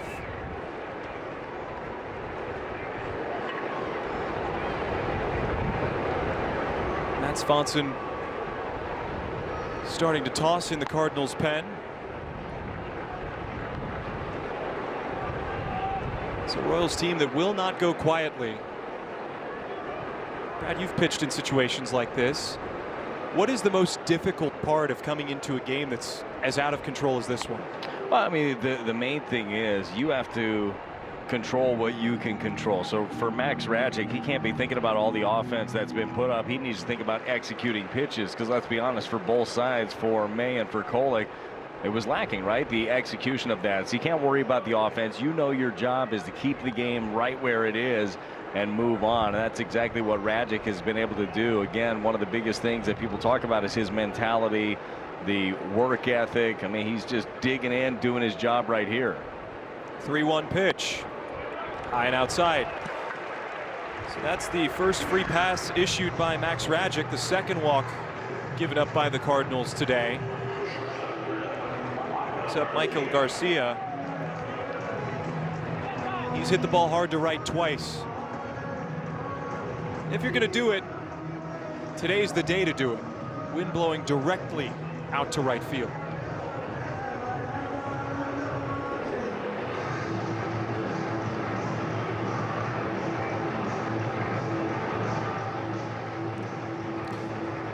Let's step aside for a quick word from Rally House. The season starts at Rally House. From jerseys and hats to tumblers for game day, it's where outrageous selection meets every fan's style. Jimmy Crooks sporting his Father's Day blue. And out to Max Rajic to have a word about how you attack Garcia. And that might have just been to buy Ollie Marmol some time to get Swanson into this game.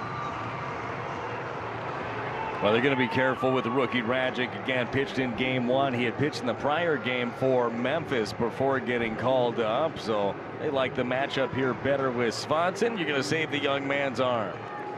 So Rajic is out. Swanson is in. The Cardinals protecting a 3-run lead with a runner on first. We'll step aside.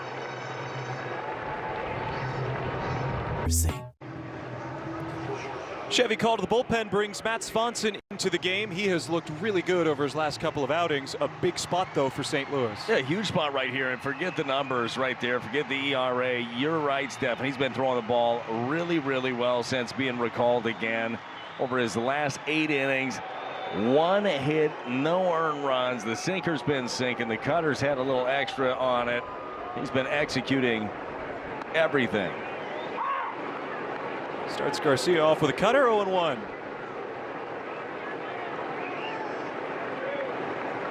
As mentioned earlier, Garcia has hit the ball hard to right twice.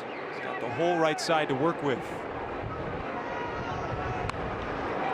Turns on one down the line in left, but it'll go foul. Right size, wrong shape. Cardinals fans everywhere can take a deep breath. Sure are plenty of them here at Kauffman Stadium on a gorgeous Sunday for baseball. Whole lot of red. Cardinal 70 series. Yeah, Cardinal fans, Stephen, as we know, they travel very well, especially for this one. Now we may be misled a little bit because the giveaway at the gate is a red Kansas City Monarchs cap. Yeah, good call on that one. Good call. But you know what we're going to do from our vantage point? We're going to count them. We're counting them as Cardinal fans. If you're wearing a red hat, that's on you. You're a Cardinal.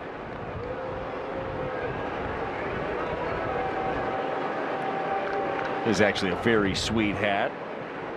Said the 1946 Monarchs. That's the hat that they've emulated for this one. The Cardinals are wearing the St. Louis Stars cap. Right down Main Street, called strike 3. Swanson checks in and strikes out the first hitter he faces. Well, Garcia was looking for the cutter, the sweeper, the anything other than the 97 down the middle. Couldn't pull the trigger. Big second out. I would advise against throwing that on the first pitch to Caglione. Hit the ball into the fountains in right center. Swanson gives him something out of the zone. 1-0.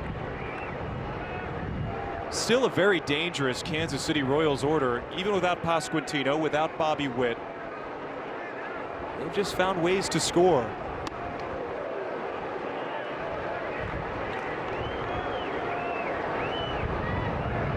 Caglione will return home to Tampa St. Pete. Royals head that way following the conclusion of today's game. He's red hot ahead of his homecoming. Heating up at the right time for him. Not much going to be able to do with that pitch, though. 96-mile-an-hour sinker. Good job tailing away. Just got to make sure you're keeping the ball down here with Caglione. He's shown the ability to go the other way with something up. That one was up, but fouled back.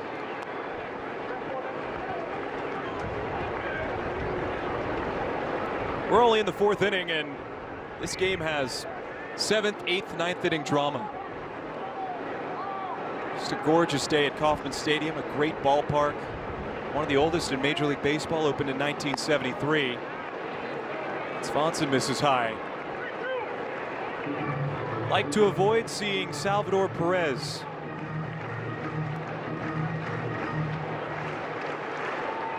Jensen will be off with the pitch.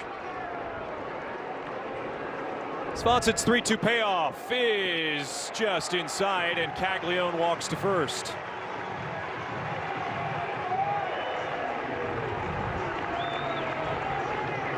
Cardinals led by as many as 7 in this game. All of a sudden, the tying run comes to the plate. You could hear the Royals fans excited about Salvador Perez. Well, you know their captain's going to be ready early. First pitch last time, narrowly missed a home run down the left field line. Swanson stays away, 1-0.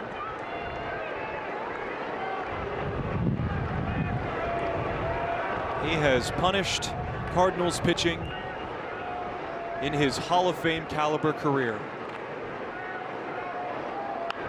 Breaking ball pulled foul. That's a couple times this inning where Swanson has left a few pitches up. Fortunately, no damage.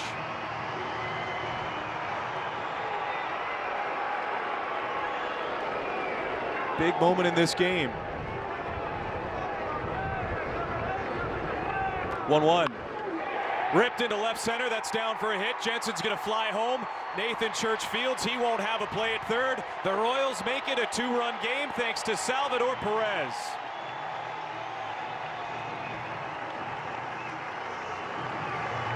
Well, the veteran might be getting up there in years, but the hands are still crazy fast for Salvador Perez, and he shows them off here. 97-mile-an-hour sinker. They wanted it down. They wanted it away. It ended up and middle, and Salvi jumped on it.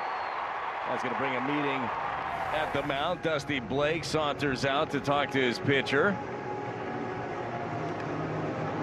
This one, you hit the nail on the head, Stefan. This has got drama early in this ball game. Swanson, a guy that's used to be pitching later leverage innings, finds himself in leverage, but here in the 4th.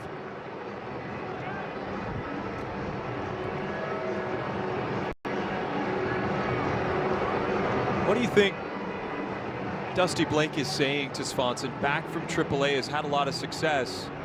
How do you calm him down? Yeah, I think a lot of it right now is just kind of going after how exactly they want to attack Massey. What's done is done, right? But you still have a couple of guys on. Those that's your tying run in Salvador Perez over at first base. So you want to make sure that you give him a little breather, know exactly how you plan on getting this guy out.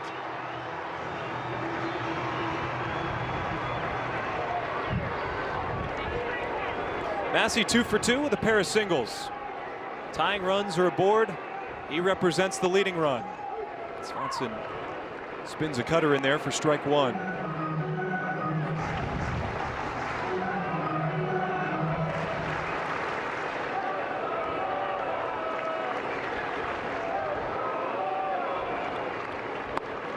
Massey couldn't hold up his swing. Swanson has whatever he wants here on 0-2.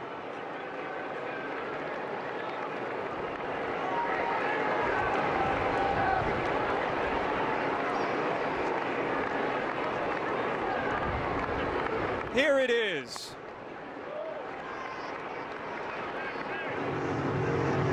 Change the eye level.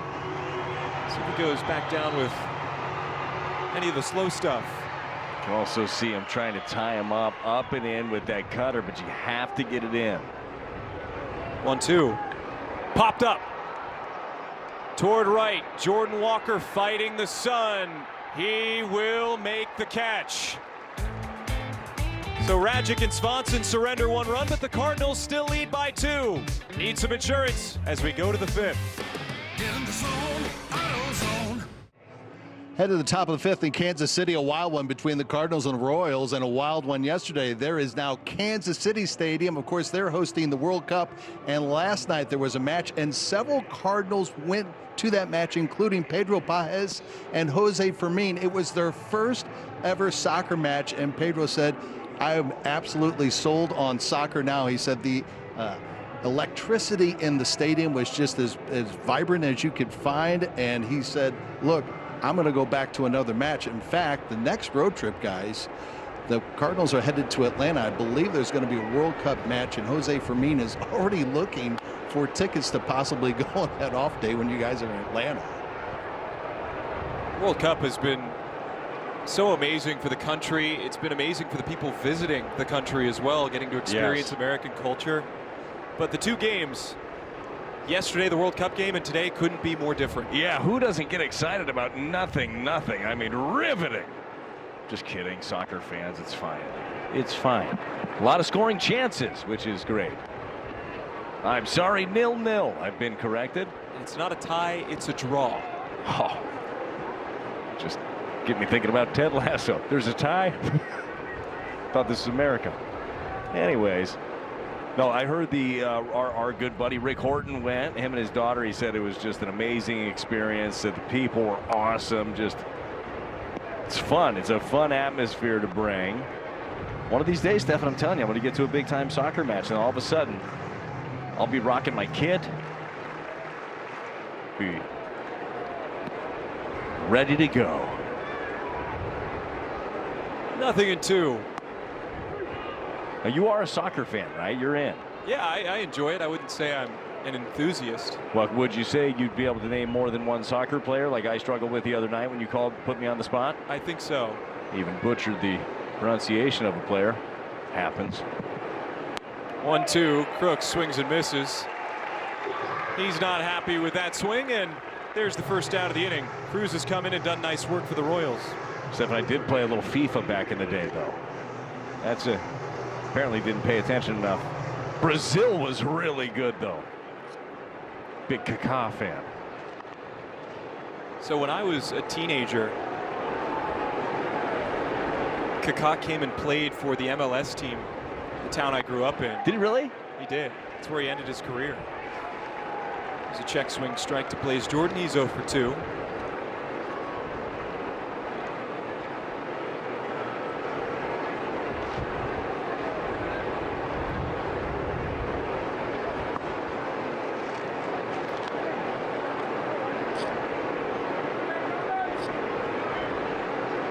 Cardinals looking for just a run or two to make this 5-0 streak the Royals have built up from the bottom of the second on. Just looking to continually apply pressure right now. It's something this team has done a very good job of all season long. Frustrating certainly for both managers, having to lift their starters as early as they did, having to piece this one together. Obviously, with an off day yesterday, everyone fairly fresh for both these clubs. So the Cardinals will not have another off day until the aforementioned one in Atlanta. So you still have to be very diligent about how you use your pen and what you leave yourself left. 1-2 to Jordan. Can't get that. Back-to-back strikeouts for Cruz, his third of the afternoon. 2 quickly retired in the top of the 5th inning. You have any big plans for Atlanta? Yes, I'm not going. Swing Dog will be in Atlanta. I bet he's got golf set up. I understand he's quite a golfer. Maybe he can take Rick Horton's money and hand it to me because it is my money from the last few road trips. I'd appreciate that.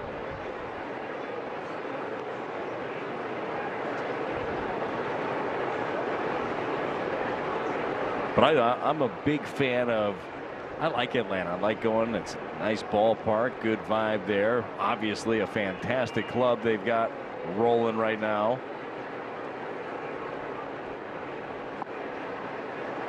Taken 2 out of the first 3 against Milwaukee. Walk-off home run by Ozzie Albies. Late hit against Jacob Mizorowski in game 1.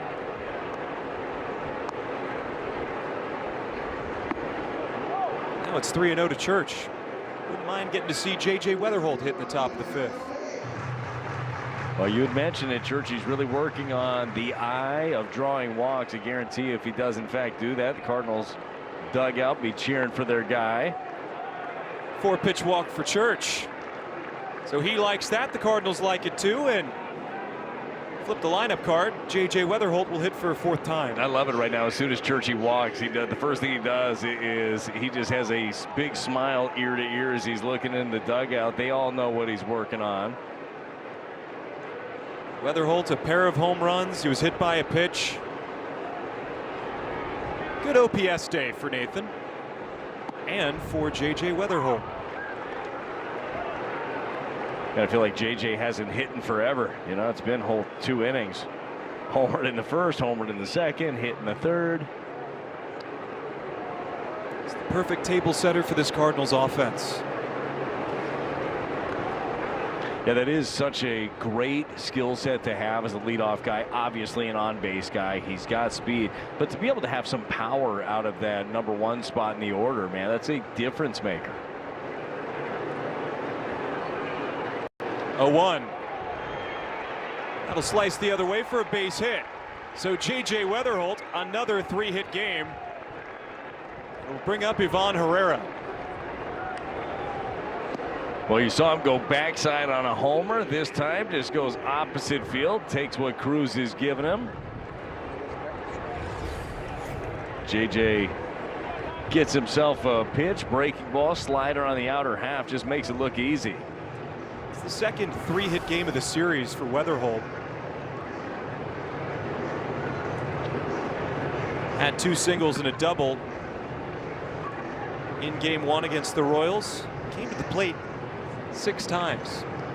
I think he's well on his way to doing that again here in game number 3. I have a feeling he'll be there, Stephen. Good call. Ryan Sweeney, the pitching coach of the Royals, talking it over there with Cruz and Salvi.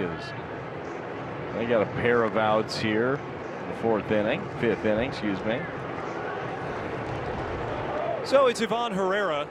He's hit by a pitch.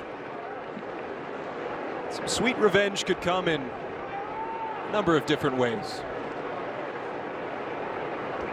With Church's speed on second, anything to the outfield should be enough to bring home a run. First pitch from Cruz, up and in. It's like these pitchers keep daring him to back away from the plate. He's just not going to do it. He's not afraid, that is for sure.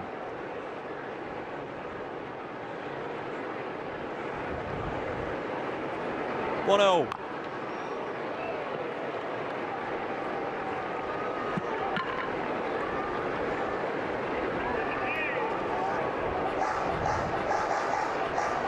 This guy was born to hit. Has struggled with runners in scoring position this year, though. Coming into today, 197, just 1 home run. Look to improve on that. 2 on and 2 out. And he might. Swing and a drive. Deep left center. Herrera bombs away.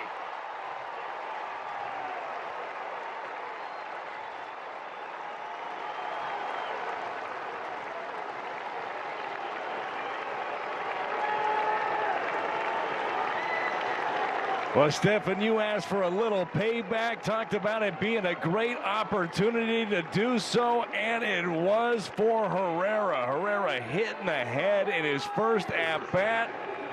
Now drives a big blast out, his 10th of the season. So it's 12-7. The Cardinals got a big swing from Herrera. Back to a 5-run lead. And now Burleson turns on one. That'll roll to right field. A big turnaround first, but Thomas's throw will keep it to a long single. How about this Cardinals offense?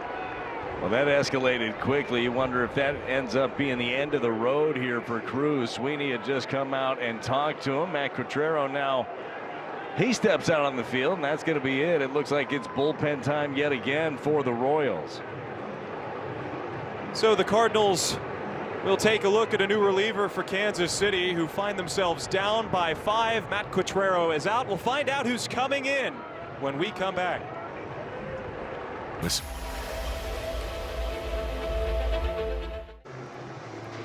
Would say he's the man of the hour, but in a game like this, Herrera is the man of the inning. A 3-run home run extends the Cardinals' lead to 5 and forces the Royals to go into their bullpen again. It's Lucas Erceg, the right-hander, to face Jordan Walker. Another hard thrower here against Jordan Walker. The Cardinals have not given in.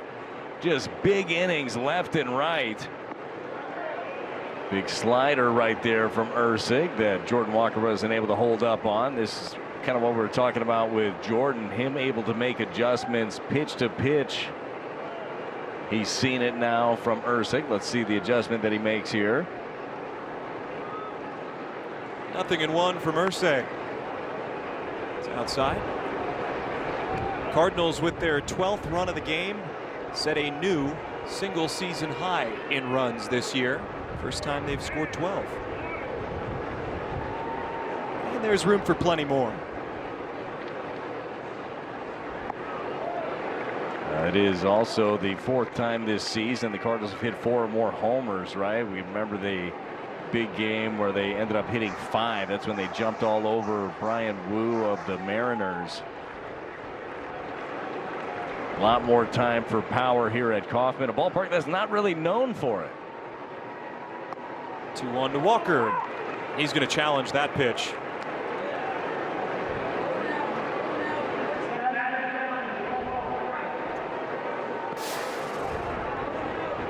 That one fooled him.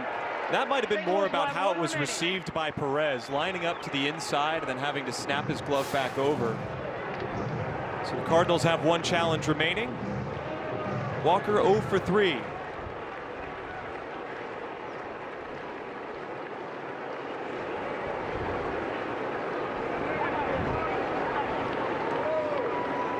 Late time call. And he began with a pair of strikeouts to Crooks and Blaze Jordan. Then that 2-out offense of the Cardinals. Walk, single, 3-run home run, single. Yeah, how big's that walk there of Church feel like in this inning now? 2-2, and Walker strikes out swinging. But they get 3 runs back. Ivan Herrera, a 3-run home run, gives the Cardinals a 5-run lead, and a majestic shot it was. You know your filter. Cascade. Here at Cardinals TV, we want to wish you all a happy Father's Day on a gorgeous Sunday for baseball in Kansas City. Brad, I know you're a father. Happy Father's Day to my dad, and of course my grandfather, Tom Irely, who's watching back in St. Augustine, Florida. He was my de facto dad when my dad was gone during the season. The Cardinals now a 5-run lead, and they turn to Gordon Graceffo.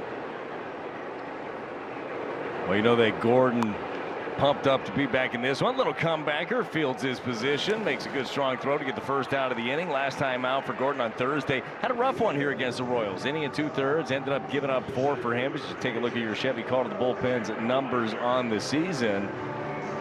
Well, right now, I mean, still got a lot of ball game left. Cardinals have a lead, still have their leverage guys ready in the bullpen, but you'd love to be able to see Graceffo eat up maybe a couple of innings in this one, the longest that he's gone this season has been 2 1/3. That happened one time. He's gone 2 a couple of other occasions.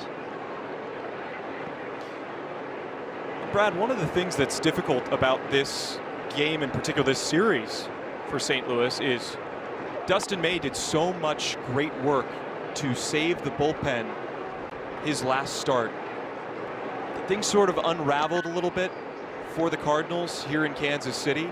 Bullpen's taxed. You play 7 straight following today at home.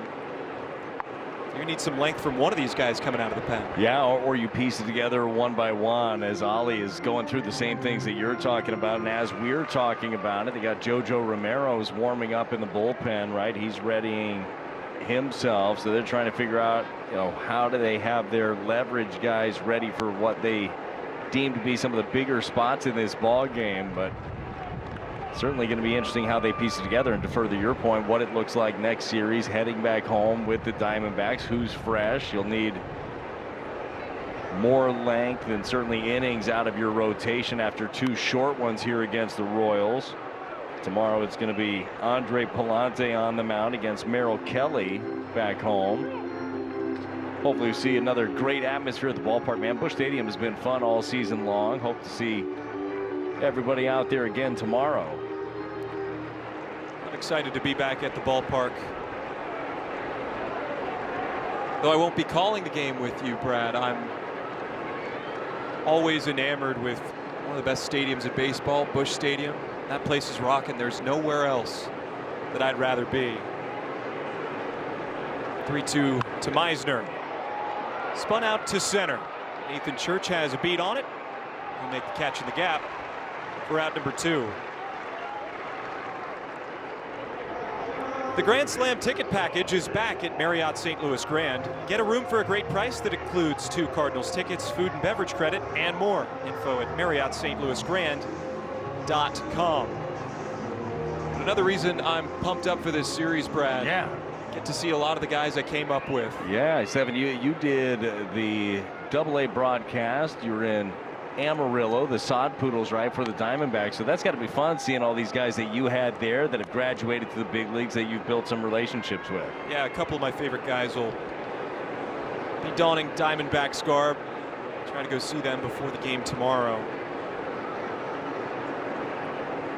Nick Lofton will pull one down the third base side, backhanded by Jordan. His throw to first is perfect, and a nice play on the corners will retire the side in order. Nice work from Gordon Graceffo. The Cardinals lead by 5 as we're on to inning number 6 in the series.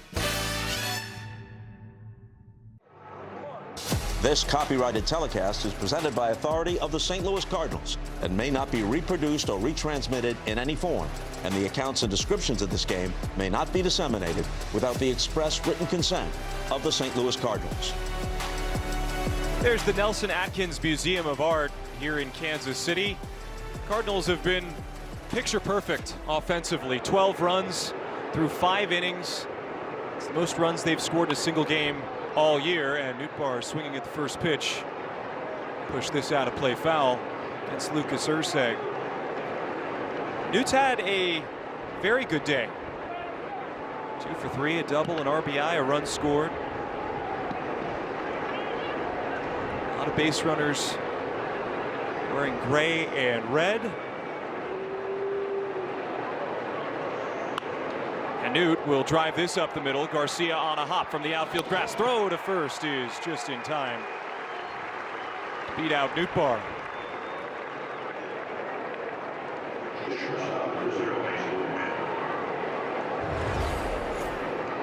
A hot shot back up the middle from Urseg. Trying to get it. Glove comes off his hand as he's trying to go for it, but it's a nice play up the middle. Don't see that very often. So one quickly retired, and Wynn will sky this out to right. But Meisner glides over. He'll make the play.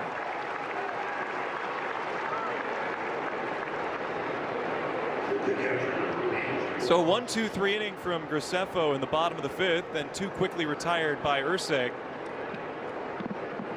That's unfamiliar in a game like this.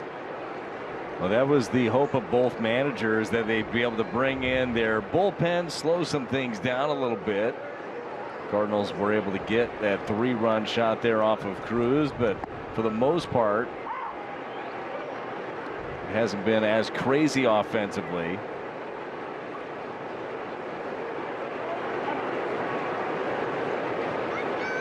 And the Cardinals 1, 2, 3 innings have not been something that they've been giving up. We saw the first couple of games, Thursday night at least, did not go 1, 2, 3. Haven't yet today either. We'll see if Crooksy can keep that alive. Royals will have 9, 1, and 2 due up with at least a 5-run deficit. St. Louis has out hit the Royals 13-8 in this game. 0-2 from Urseg.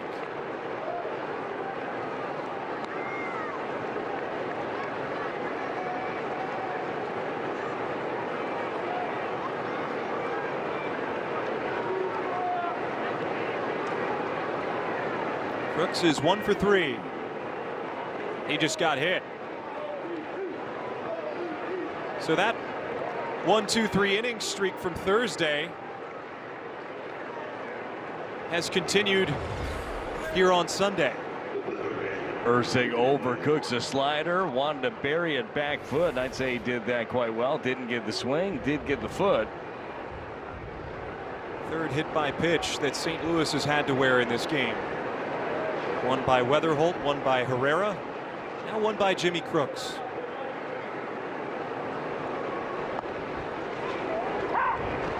Blaze Jordan hitless. He and Jordan Walker are the lone 2 Cardinals. Failed to record a hit in this game. Got into a double play, struck out twice.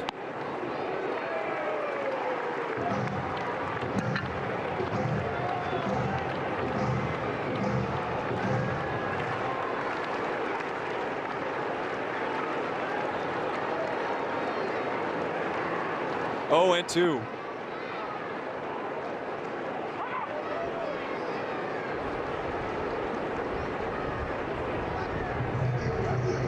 A lot of people were wondering how Blaze was going to be able to handle third base at the big league level. So far, he's done a fantastic job, and offensively has helped this order a lot since coming up from AAA. Yeah, I think he's proven to be able to slow the game down, and to your point, defensively, he's been putting in the work, just putting in the reps over there, trying to have a routine, how to get better and better, how to be consistent, and making all the plays. I thought the calmness on him after that hot shot was an impressive one. Weekly hit the other way. Going to be a tough play. Throw to first is late, and Blaze Jordan legs out an infield hit. So make it 8 of 9 in the Cardinals order with a hit. Now Blaze Jordan showing off some of the wheels. He gets tied up inside. The spinner to second base just beats it out.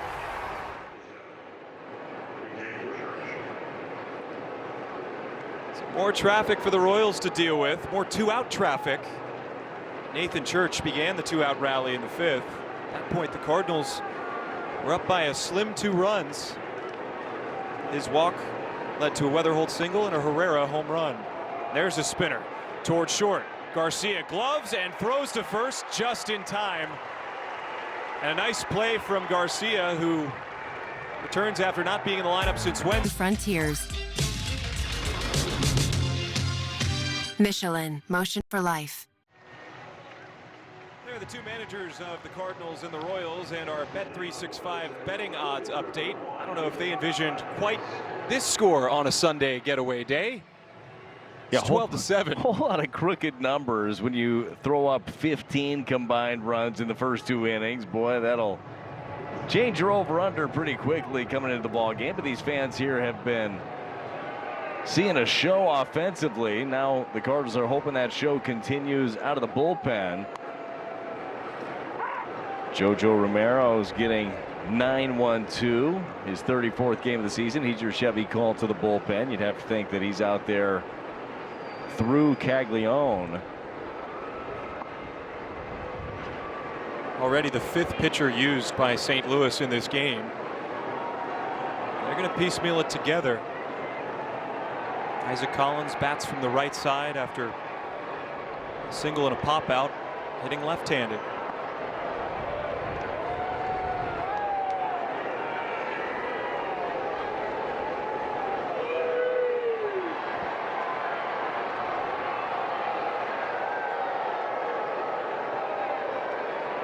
2-1 pitch. Snaps back into the zone. That sweeper's working for JoJo Romero. It's tough for righties and lefties alike. Yeah, well, he's got that, and then he can turn over his changeup also. So he's got some options. You can't just lean on one side of the plate. There's that. Well, you called it. There's strike 3. JoJo Romero goes sweeper, then changeup. Gets his first man, and back to the top of the order we go. Well, great execution here by JoJo. Turns it right over. That one's hard to lay off of, too. That changeup starts in the middle and just dies down under the plate. Good look at the St. Louis Stars cap. JoJo and the rest of the Cardinals are sporting. Front door slider for strike 1. So many great stories were told at the Negro League Museum when I went on Friday. Bob Kendrick just brings that place to life. Yeah, he does. As Jensen goes the other way, Nootbaar looks up, and that's going to deposit into the Cardinals bullpen. Another home run given up by Romero. It's 12-8.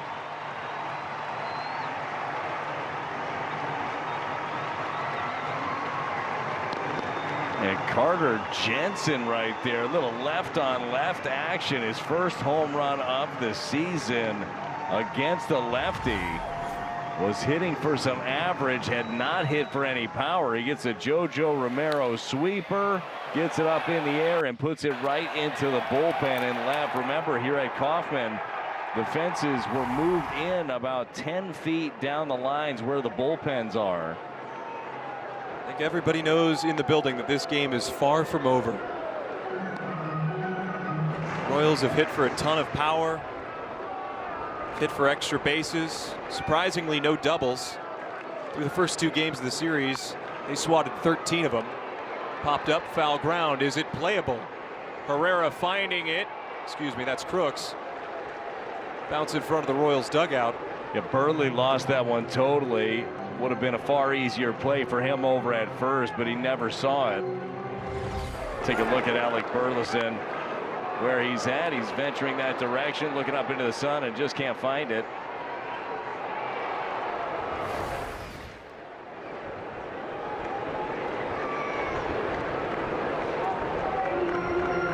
So 1-1 to Michael Garcia. 0 for 3. 2 flyouts to right, strikeout looking. JoJo's pitch, high and outside. But back to those stories about the Negro Leagues that Bob Kendrick tells. One of them is about Cool Papa Bell, and I found it particularly intriguing because of the St. Louis connection.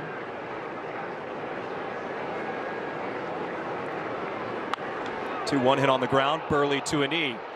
He will take it to the bag himself, and a nice play to smother that for out number 2. Cool Papa Bell was one of the fastest players in the league. He was clocked going home to home in 12 seconds. He was one of the only men that Jesse Owens wouldn't race in a sprint. And Satchel Paige said that Cool Papa Bell was so fast that he could turn the light switch off, get underneath the covers of his bed because they roomed together on the road, before the lights went out. You can do that, can't you? Not even close. No, that's fine. No, it really is amazing. You mentioned Bob Kendrick. We've had the great honor of having him on our air over the years. And you want to talk about a man that has a passion for something and does bring these players to life. And I suggest anybody that ever comes to Kansas City, go check it out. The museum is truly amazing. The history, it's special. I was glad to see that a lot of the Cardinals were able to make it on the off day. Just a special thing to take in. 0-2 wipes out Caglione. Big pitch from JoJo Romero. The Cardinals give up 1, but only 1. They lead by 4 through 6. Nothing makes a s'more like Hershey's chocolate. It's Black Heritage Day presented by Ford on Sunday, June 28th. With a theme ticket, fans will take home a Cardinals jersey designed by artist Corey Rogers. Plus, enjoy a Heritage Festival before the game. Tickets at cardinals.com/theme. There's the beautiful Negro League Museum. See all the legends on the field. Really was a spectacle to take in with a bunch of the players, the young players of the Cardinals. Learned a little baseball history. As Matt Strom will check in for Kansas City. Roughed up a little bit his last time out against St. Louis. Yeah, he was. Hopefully a trend that continues. 2/3 of an inning. He ended up giving up 3, walked 1 in that ball game. That on Friday. His numbers in 25 games so far for the veteran Matt Strahm. Going left on left here though with J.J. Weatherholt.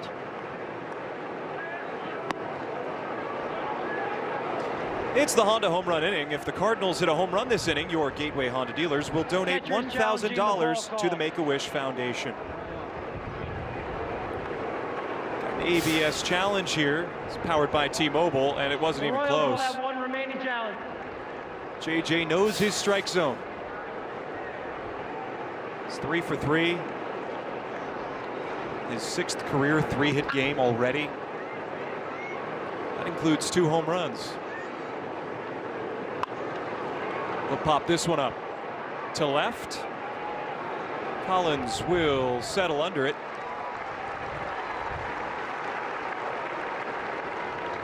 There's your first out. So a good start to get J.J. Weatherholt for the Royals, but now you got to go to work against Ivan Herrera, who his last time up had the biggest swing of this afternoon's game. Yeah, Herrera with a big 3-run homer last time up. What a job that was. Remember that inning in the 5th. It started with a pair of strikeouts. Looked like there was going to be no offense to speak of in the 5th. Then it was a church walk, a Weatherholt single, and then the big 3-run homer. Got to the 10 home run mark.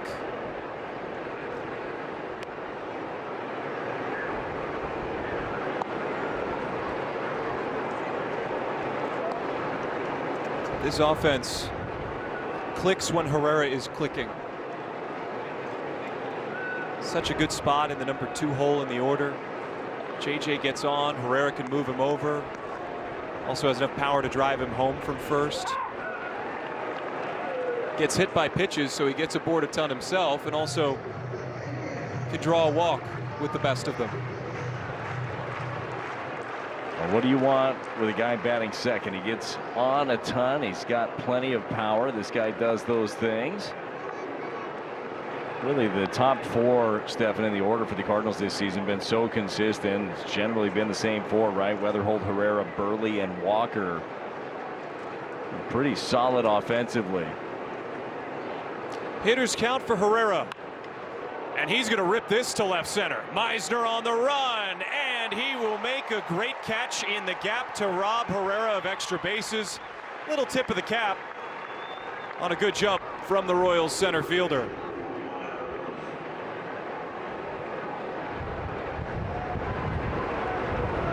Hit that on the screws.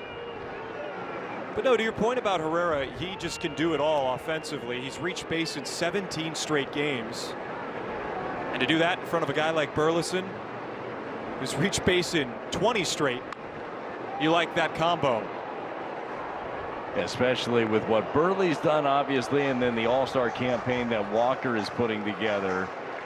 Cardinals all of a sudden have something. You knew what you had in Burley. He's shown it. I think you knew what you had in Herrera. A couple of wild cards, though. The rookie J.J. Weatherholt has more than held his own, and Jordan Walker has come into his own. Burley unloads down the right field line. Did he keep it fair?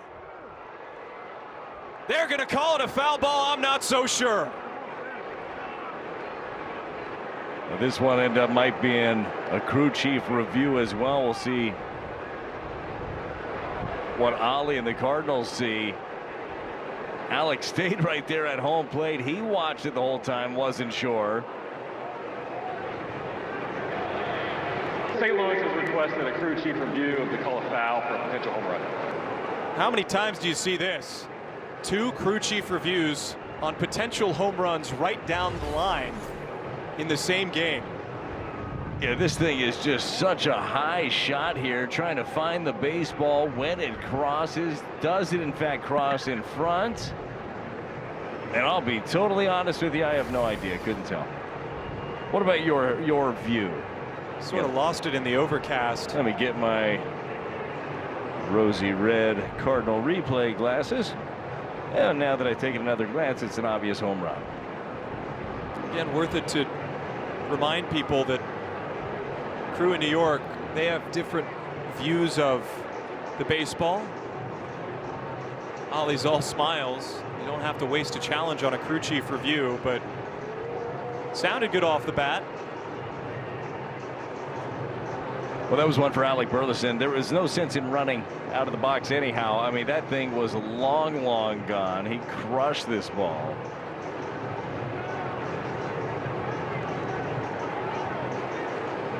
After review, the call on the field stands, foul ball. And the language there is important. Call on the field stands means they just didn't have enough evidence to overturn it.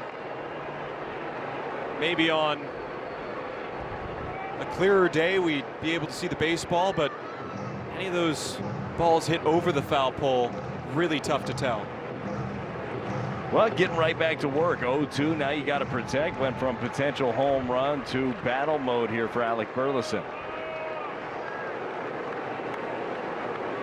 Strom's 0-2 pitch.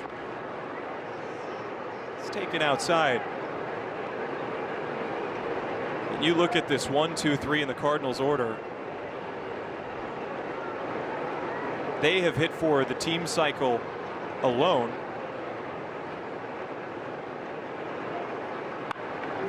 And Burley will settle for a single out to right field. So all's well that ends well for big number 41. Top of the order for St. Louis, 1, 2, and 3. 8 hits, 8 runs scored. At a 1-2 count, Strom just rolls in a slider, wanted it down and away, was trying to get him to swing over it, just did not have the action on it, and Burley made him pay. Now, all of this offense, all these crooked numbers, and Jordan Walker still not in on the action. How about right now?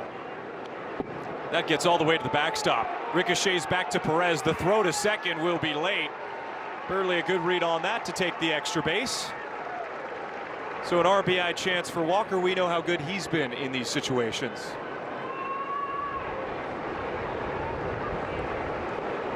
And not exactly sure what happened on that one. The cutter was up. Didn't know how high it was, but sneaks right past Salvador Perez behind the plate. Still almost got him at second base. He's got a cannon for an arm back there. Strom's 1-0 to Walker. That goes to the backstop again. This time the netting will catch it, and Burleson will get into third standing up. Strom dealing with some command issues, and Burleson on consecutive pitches advances from first to third. Jordan's patience impeccable in this at bat so far. First one was a pass ball. That one has got wild pitch all over it. That went straight to the backstop.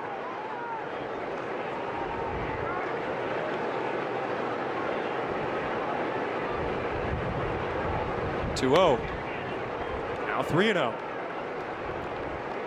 I think this is a situation for a 3-0 green light for Walker. I mean, it better be one pitch, one spot for him. I understand with your lefty on deck, they're going to intentionally walk and won't even give him the option at this point. They're going to go with their left on left. Cardinals fans, let their voices be heard here. They wanted to see Jordan Walker get a chance to hit with a runner on third. And a similar sound, but different message from Boo to Newt. Newt Bar 2 for 4. Runners on the corners. Sold out for the first pitch. 0-1. 12 runs on 15 hits for St. Louis. And shockingly, with the way this game has gone, it doesn't feel over yet. On the ground, Strom snares it. Underhand toss to first, and he gets out of a big jam. Keeps it at a 4-run lead for St. Louis. We're going to keep it here for the singing of God Bless America at Kauffman Stadium.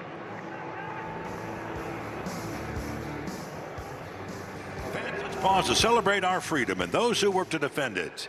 Please join us in singing God Bless America, being performed by Roy Moy III. God bless America, land that I love.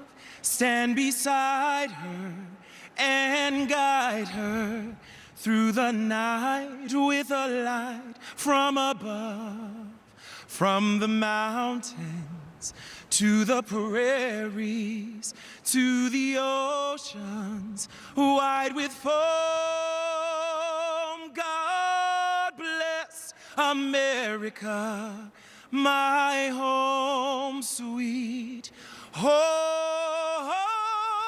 God bless America, my home sweet home.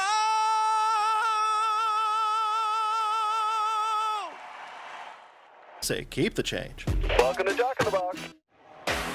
St. Louis Cardinals baseball is presented by Wells Fargo Active Cash Credit Card. Earn unlimited 2% cash rewards on purchases. Terms apply. By Jack in the Box. Get fired up with the Hot Ones Munchie Meal. And by Budweiser. This Bud's for you. Beautiful Kansas City, Missouri. It's gotten a treat today, a 12-8 score. Ryan Stanek be the 6th pitcher used by the Cardinals. The right-hander checks in to face Perez, Massey, and Thomas. Well, things set up right now for the Cardinals, even with the short start for May. They get to use their high leverage guys. You'd think it would be 1-1-1 throughout the rest of the way. You'd have Soriano for the 8th, potentially Riley O'Brien out there. Certainly have Brule in the mix too if you need a lefty. You know the mentality of Salvador Perez. He's coming up swinging. Set the Kauffman Stadium home run record, 4 away from tying George Brett. Almost made it 3 away on a foul ball that had a crew chief review.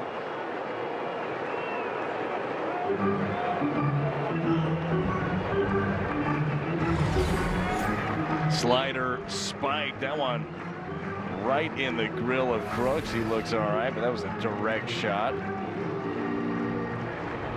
That'll wake you up. 2-1. Slider way outside. You have to imagine there are times, probably every single game, where a catcher goes, why did I do this? Why did I pick this?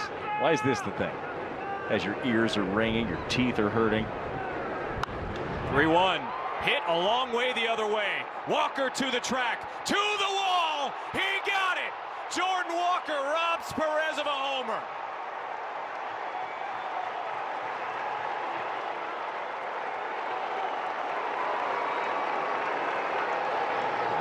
We've spent so much time, Stephen, talking about the offensive abilities of Jordan Walker, but this is your Budweiser play of the game. Walker defensively goes up, gets one, possibly robs a homer, absolutely robs extra bases. Stanek pumped up, everybody pumped up. That's a great reminder in a ball game, right? There are different ways to be able to contribute. Now this one on the ground to first. Burley makes easy work of that. Stanek was sprinting over to first base. No chance he wanted to allow a base runner. 2 very quickly retired. Yeah, you're not messing that one up. But Jordan 0 for 4 at the plate, right? A rare off day to this point. Chances are, with the way things are going, he'll get another crack at things. But making a big-time play in a huge spot right there. Nice work by Walk. So on 6 pitches, Stanek has recorded 2 outs. Let his defense do the work, and it's been a Cardinals defense that has done excellent work in 2026. Lane Thomas swings the first pitch on the ground in the hole at short. Diving play by Witt. Throw to first is going to be late. It bounces off the Royals dugout. Burleson throws to second, and Thomas slides in safely.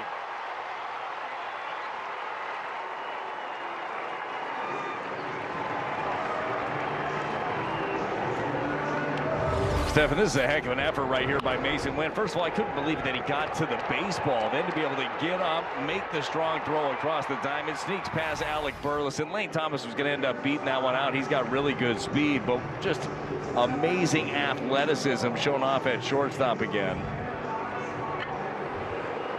Cameron Meisner will hit with a runner in scoring position. Mark that a single and an E6 on Wynn. That's one of those errors that is due to a surplus of talent rather than a lack thereof. Yeah, it will happen at times. You look at some of the surface numbers, and errors are one of them. Sometimes they're a product of getting to baseballs that others wouldn't, or trying to make plays that others wouldn't have had the opportunity to. As this one skied high, fouled off to the right. 4-run lead for the Cardinals. Doesn't feel as large of a divide as maybe we're used to it feeling. Royals offense has come to play in this series. Thomas represents the potential 9th run of the game for Kansas City. And Stanek blows 99 by Meisner.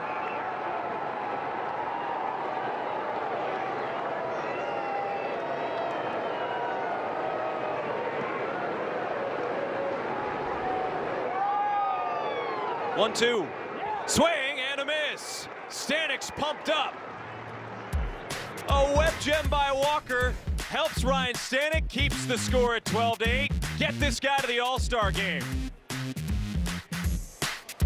And Sport Tune suspension. Get closer to the action with Hyatt Regency St. Louis at the Arches Park and Stay package. Close to both Busch Stadium and the Gateway Arch, it's the perfect home base for your Cardinals game day experience. Book now at HyattRegencySt.Louis.com. Cardinals leading 12-8, and when there's a will, there's a Beck way. He will check in for Kansas City, trying to keep it at a 4-run game. If I didn't have a reminder every time I look at you and seeing a younger version of your father, hearing you say something like that reminds me. Wynn hits one the other way, but good recovery by Massey to make the catch. There's out one. Well, you know, I take that as a compliment. It is a compliment. It absolutely is. Some people thought I was Chip when I walked in, and I just told them I had Benjamin Button's disease. Oh, yeah, it happens. Going backwards. I forget the name of that. It's not real, but whatever it is. It's called Benjamin Button's disease. Well, it's from Benjamin the Button. movie. Yeah, no, went backwards. Get it. Oh, my God, I want that.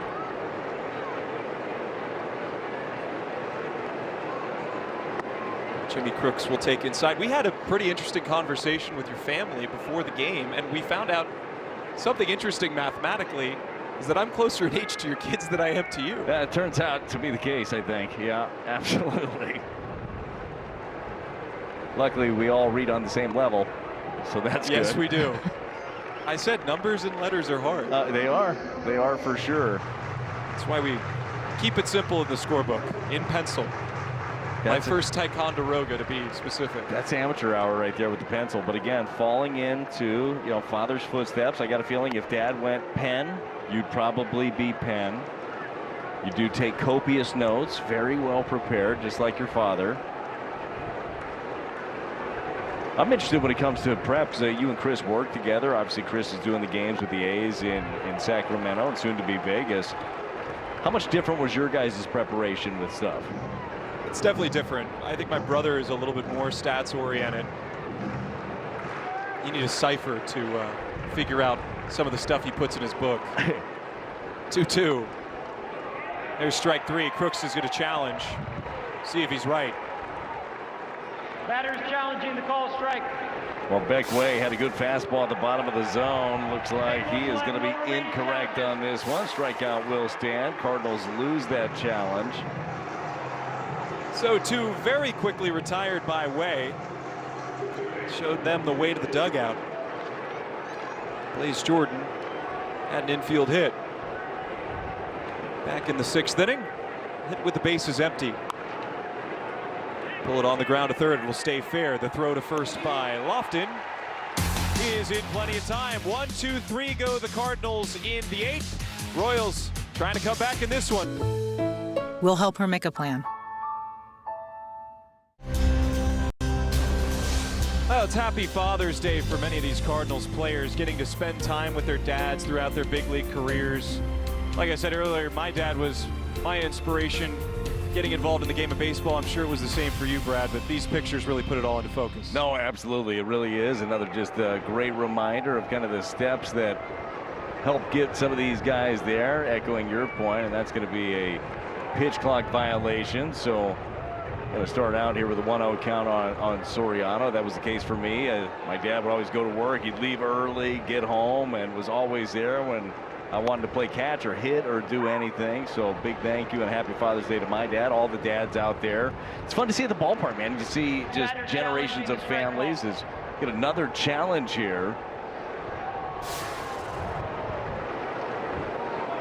And it is a strike, so The Royals will have no remaining challenges. both teams are out of challenges. Get to play some traditional baseball from here on out. Sean Barber holds all the cards behind the plate. George Soriano. It's Nick Lofton. His 1-1 pitch. Way outside.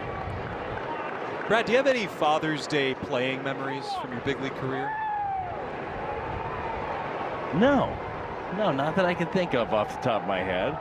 So there's a chance that this offensive performance and this game with me could be the best baseball memory you have on Father's Day. Oh, good call on that. Yeah, I'm going to start writing this down. You know what I've realized throughout the year? I had a horrible memory, too. So I need to start journaling or something. But yes, this will be on the list. Obviously getting to spend time with you, the offensive onslaught, hopefully a continued lockdown bullpen. But yes, this is on the short list. So when my little brother Tristan comes up into this crazy industry and you're here being Yes. the analyst and he asks you that question, you remember the answer. Oh, for sure. For sure. I'll have the date, June 21st, 2026, with your brother at Kaufman. When you're big time as the voice of whatever you're the voice of. Two balls and 2 strikes. Sure, he's watching. Yeah, he's probably calling the game right now. Hit to right. Easier play for Walker than his last attempt. Out number 1 for Soriano and the Redbirds. There's Chevy call to the bullpen. He's been great. Really a revelation for St. Louis's pen. Better numbers than virtually every other year in his career. Yeah, he's been good. I think that Dusty, Ollie, Julio Rangel in the bullpen, they've done a good job of just building him up into this role. This is a guy that they got in a trade from Washington. It's another quick out to the right side, roll over. It's going to be 2 here for Soriano. Like, you kind of got to build guys into roles. Just because they have good stuff, and Soriano absolutely has that, doesn't mean you can just slot them into the 8th inning or whatever that role is. You got to kind of build up that confidence along the way, and I think they put him in positions to succeed, and to Soriano's credit, took advantage of it, right? And he continues to run with it. So this isn't necessarily how the Cardinals expected to get to this point today with May starting, but he only goes 2, and bullpen able to settle some things down. Getting lonely out in that bullpen, too. Only 2 pitchers remaining. Brule and Riley O'Brien are out there. Can imagine it's a riveting conversation. They've got a little bit of space between them. They might just be deep in thought. Yeah, usually the conversation part of it, that's usually the first 4 innings. Now today had to cut the conversation short a little earlier. Ball and a strike inside to Jensen. I imagine that in that bullpen a lot of different topics are covered. Boy, you want a reality show that I feel like people would tune into. That's it. I don't know what we call it, the pen, if you will. But there, yeah, many topics generally broached. A lot of stupid games. Certainly dialed into every single pitch. Don't miss any detail of this ball game. For the moment, Brule and O'Brien are deeply focused as Soriano walks Carter Jensen, and Michael Garcia will hit with a runner on first.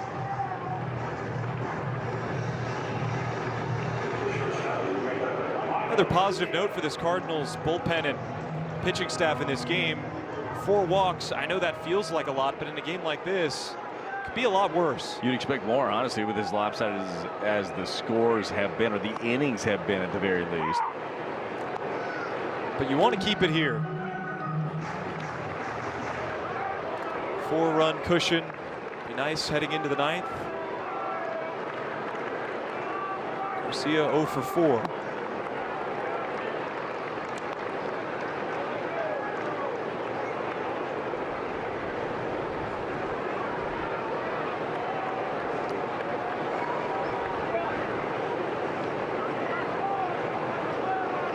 0-2 to Garcia. Hit out to right. Walker will move to the line and make the catch. So Soriano, a clean inning of work, and through 8, the Cardinals lead by 4. See if they can finish it off in the 9th when we come back. Michelin, motion for life. Top of 9 here at Kauffman, and coming up after the game, Cardinal postgame. It is brought to you by Car Shield. Of course, Father's Day, Daddy-O. Lots of offense here today at Kauffman, and we'll discuss that. Plus, all of the hits coming from the top of the order. Brad Thompson joins me immediately following the game, Stephen. Thanks so much, Scott. 9-1-2 due up for the Cardinals. That means that Weatherholt will hit for a 6th time for the 2nd time in this series. It has been an offensive explosion, and Church rips this to left, but nice play by Collins to read that for the first out of the inning. So here comes J.J. Weatherholt. I think he likes playing on Father's Day, Brad. So far, so good, I'd say, for him. Pair of home runs in this ball game. He's driven in 3. He's scored 3 times, also hit by a pitch.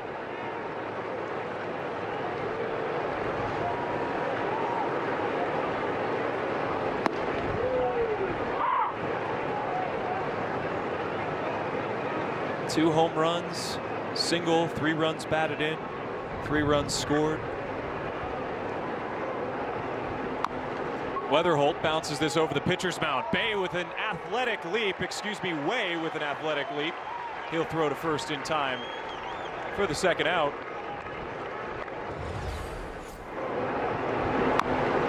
Oh, the big chopper. Got to navigate up the mound. Makes a nice stab. Strong throw to get J.J. Weatherholt. Really nice play.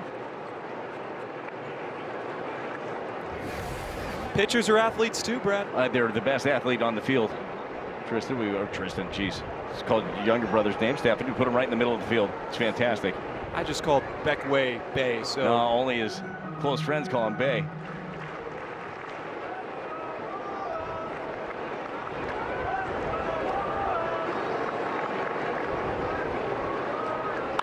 Herrera puts it on the ground, serves it the other way. Another hit for Ivan Herrera and this top of the Cardinals order.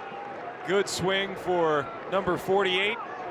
But no bigger swing than this one for Ivan. A 3-run home run back in the 5th. Wow, that was huge. This is big. So this just shows off the range right here, right, Stefan, of Herrera.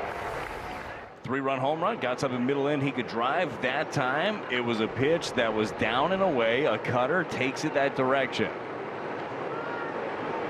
So Burleson bats again. Pops up the first pitch.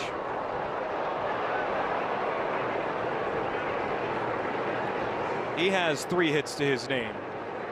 Weatherholt, Herrera, Burleson all have 3-hit games, and usually when this group can do that, you're in line for a win. Used to say in minor league broadcasting days, look at your scorebook, more black diamonds than a ski resort in Utah.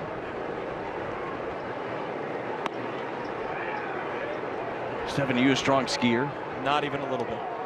I feel like you could do it. I feel like you'd be fast down the mountain. You're agile, athletic, great shape. I don't think it's built for people my size. What do you mean? Skiing and shopping for pants, that's not exactly straight line suit. Straight line speed. You're fine. My dad still goes down the bunny slopes and very, very cautious. Oh, I can see your dad wearing all the ski swag and holding skis, but sitting at the lodge. Like that's how I picture him skiing. 2-2. In the air to center. That should do it for the Cardinals in the top of the 9th, and it will. They got a 4-run lead to protect and 3 outs for a chance to get a win in the finale. New salad stuffers, only at Panera. Love the way that box score looks. Really balanced approach for the offense. 9 hits from 1, 2, 3 in the order, and then the lower half has also gotten things done, Brad. Just crazy. 9 for 15, 8 runs, 7 RBI out of the top 3. Everybody in on the action. Jordan Walker, the lone Cardinal without a hit. He robbed a home run, though. There's always something to do. Caglione might have another. He will have another. Splashdown part 2.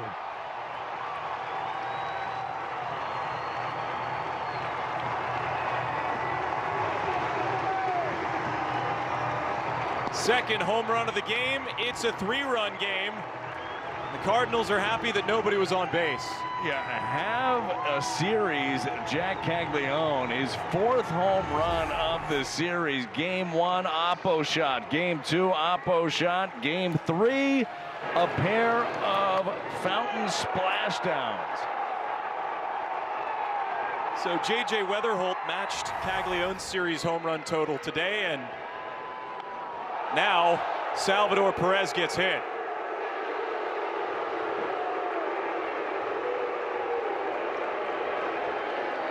The home run and then a sweeper that just backs up right out of the hand and catches Salvador Perez. Obviously not the ideal start here for Riley O'Brien in the bottom of the 9th.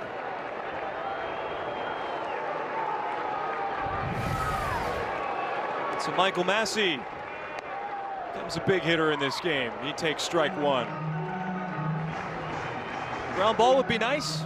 Massey 2 for 4. Cardinals leading by 3. As we said,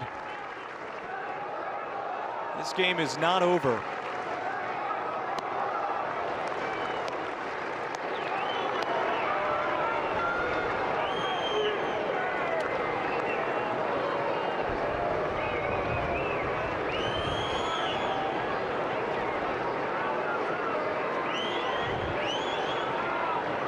One into right, base hit. Perez will round second. He's heading to third. The throw will be cut off by Weatherholt, and now the tying run comes to the plate. Well, all of a sudden starting to get a little louder here at Kauffman. Riley O'Brien finds himself on the ropes. A leadoff home run, a hit by pitch, and then a single. It's going to bring Dusty Blake out to talk to him.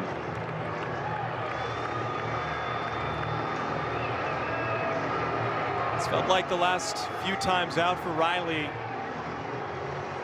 He's run into some traffic. He's had to pitch around some shaky situations.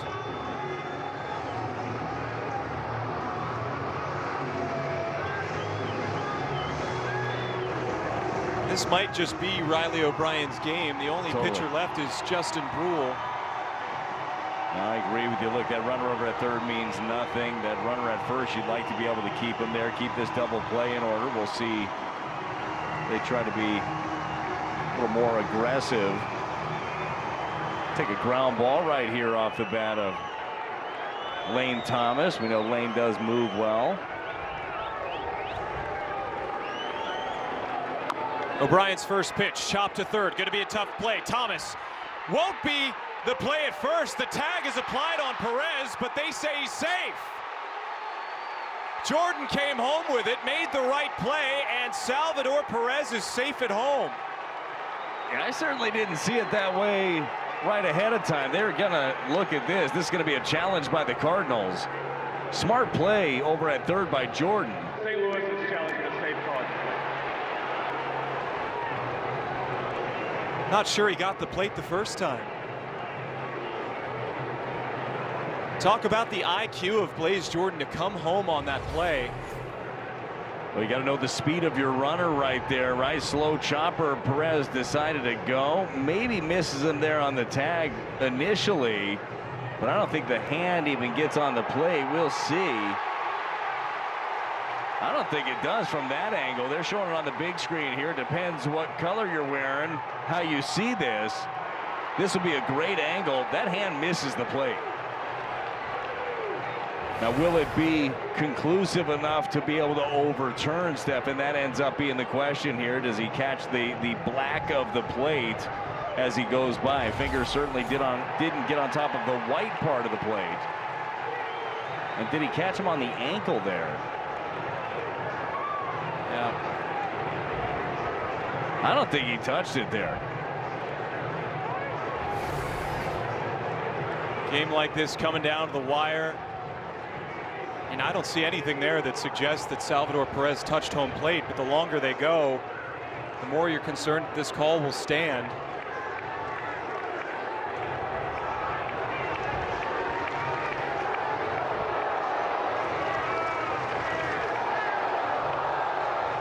There's also question of, did Jimmy Crooks maybe get Salvador Perez's leg with one of the flaps of his mitt? It looked like there might have been a little movement at the bottom of the play. We'll take a look at it again here to see how many angles we can get. See right here. No, man, tough to tell from that angle. Definitely didn't get the leg. The field stands. The runner is safe. Wow. And the Kauffman Stadium crowd erupts. Nobody out. 2 aboard. Riley O'Brien in a world of trouble right now.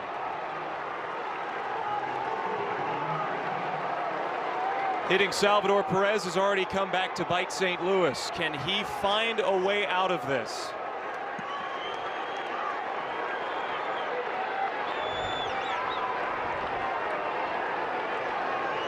Meisner shows bunt, gets it down.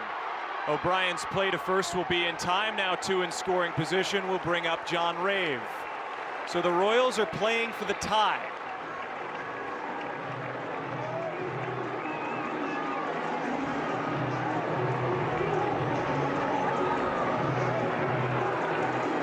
A good fundamental baseball right there. Meisner able to get the bunt down. Now they're going to try to use a platoon advantage here with Rave checking in. So Crooks will go to the mound and talk about how to attack John Rave. Feel somewhat comfortable with this in Crooks having this conversation. They praise Jimmy with his preparation, his ability to break down hitters, the hours that he spends on each and every hitter. But this is not the easiest situation to overcome for O'Brien.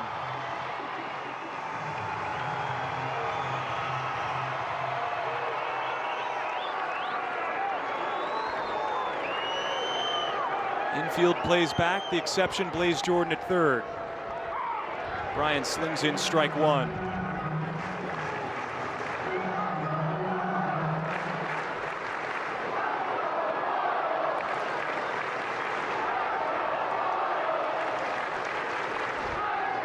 The 0-1 to Rave.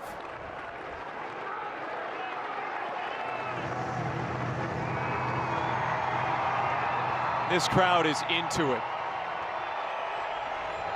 Cardinals and Royals fans alike showing their allegiance. 1-1 pitch, swing and a miss.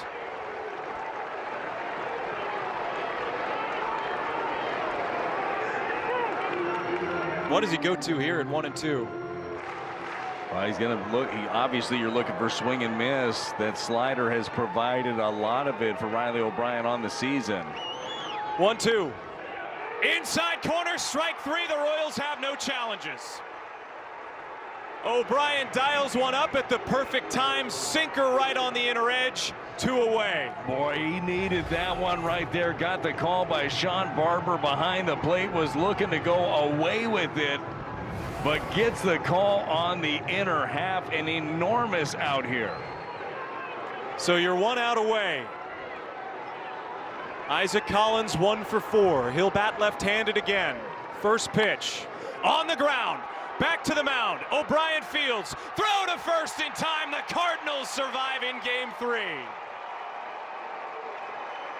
Well, that was easy, wasn't it, for Ollie's group? My goodness.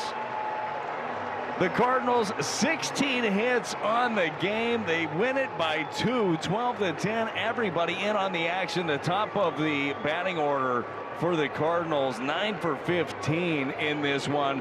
They used every single pitcher they had aside from Brule, who was left hanging by himself in the bullpen, but able to cobble together the victory in the finale here, Stefan. The Cardiac Cardinals, as we might have to start calling them. the late inning Cardinals. Offensively, they did the work. It was a shaky pitching performance, to say the least. But when you survive odds like that, you do have to tip your cap to Riley O'Brien. No, you do. Look, this is one of those games where you put up offensive numbers like that. You have to find a way to win this ball game, and they did. So credit these guys for being able to step up. Thought Ollie and Dusty did a fantastic job navigating this bullpen. Again, this is a ball game in which you saw 7 different relievers come in after May's 2 innings. They made the decision to get away from him. He was ineffective through 2, but the Cardinals bullpen able to pick things up in this game. Just a fantastic performance as you see them giving each other much deserved high fives. They'll celebrate this one. It'll be a very happy flight back to St. Louis, where you have to imagine they're going to be happy to be home for a couple days. Oh, for sure, for sure. Yeah, quick road trip, emotional series in this one. A lot of swings, a lot of big moments, and a big moment certainly for a couple of guys in this one. One of those guys, J.J. Weatherholt, who is down on the field ready to talk to Scott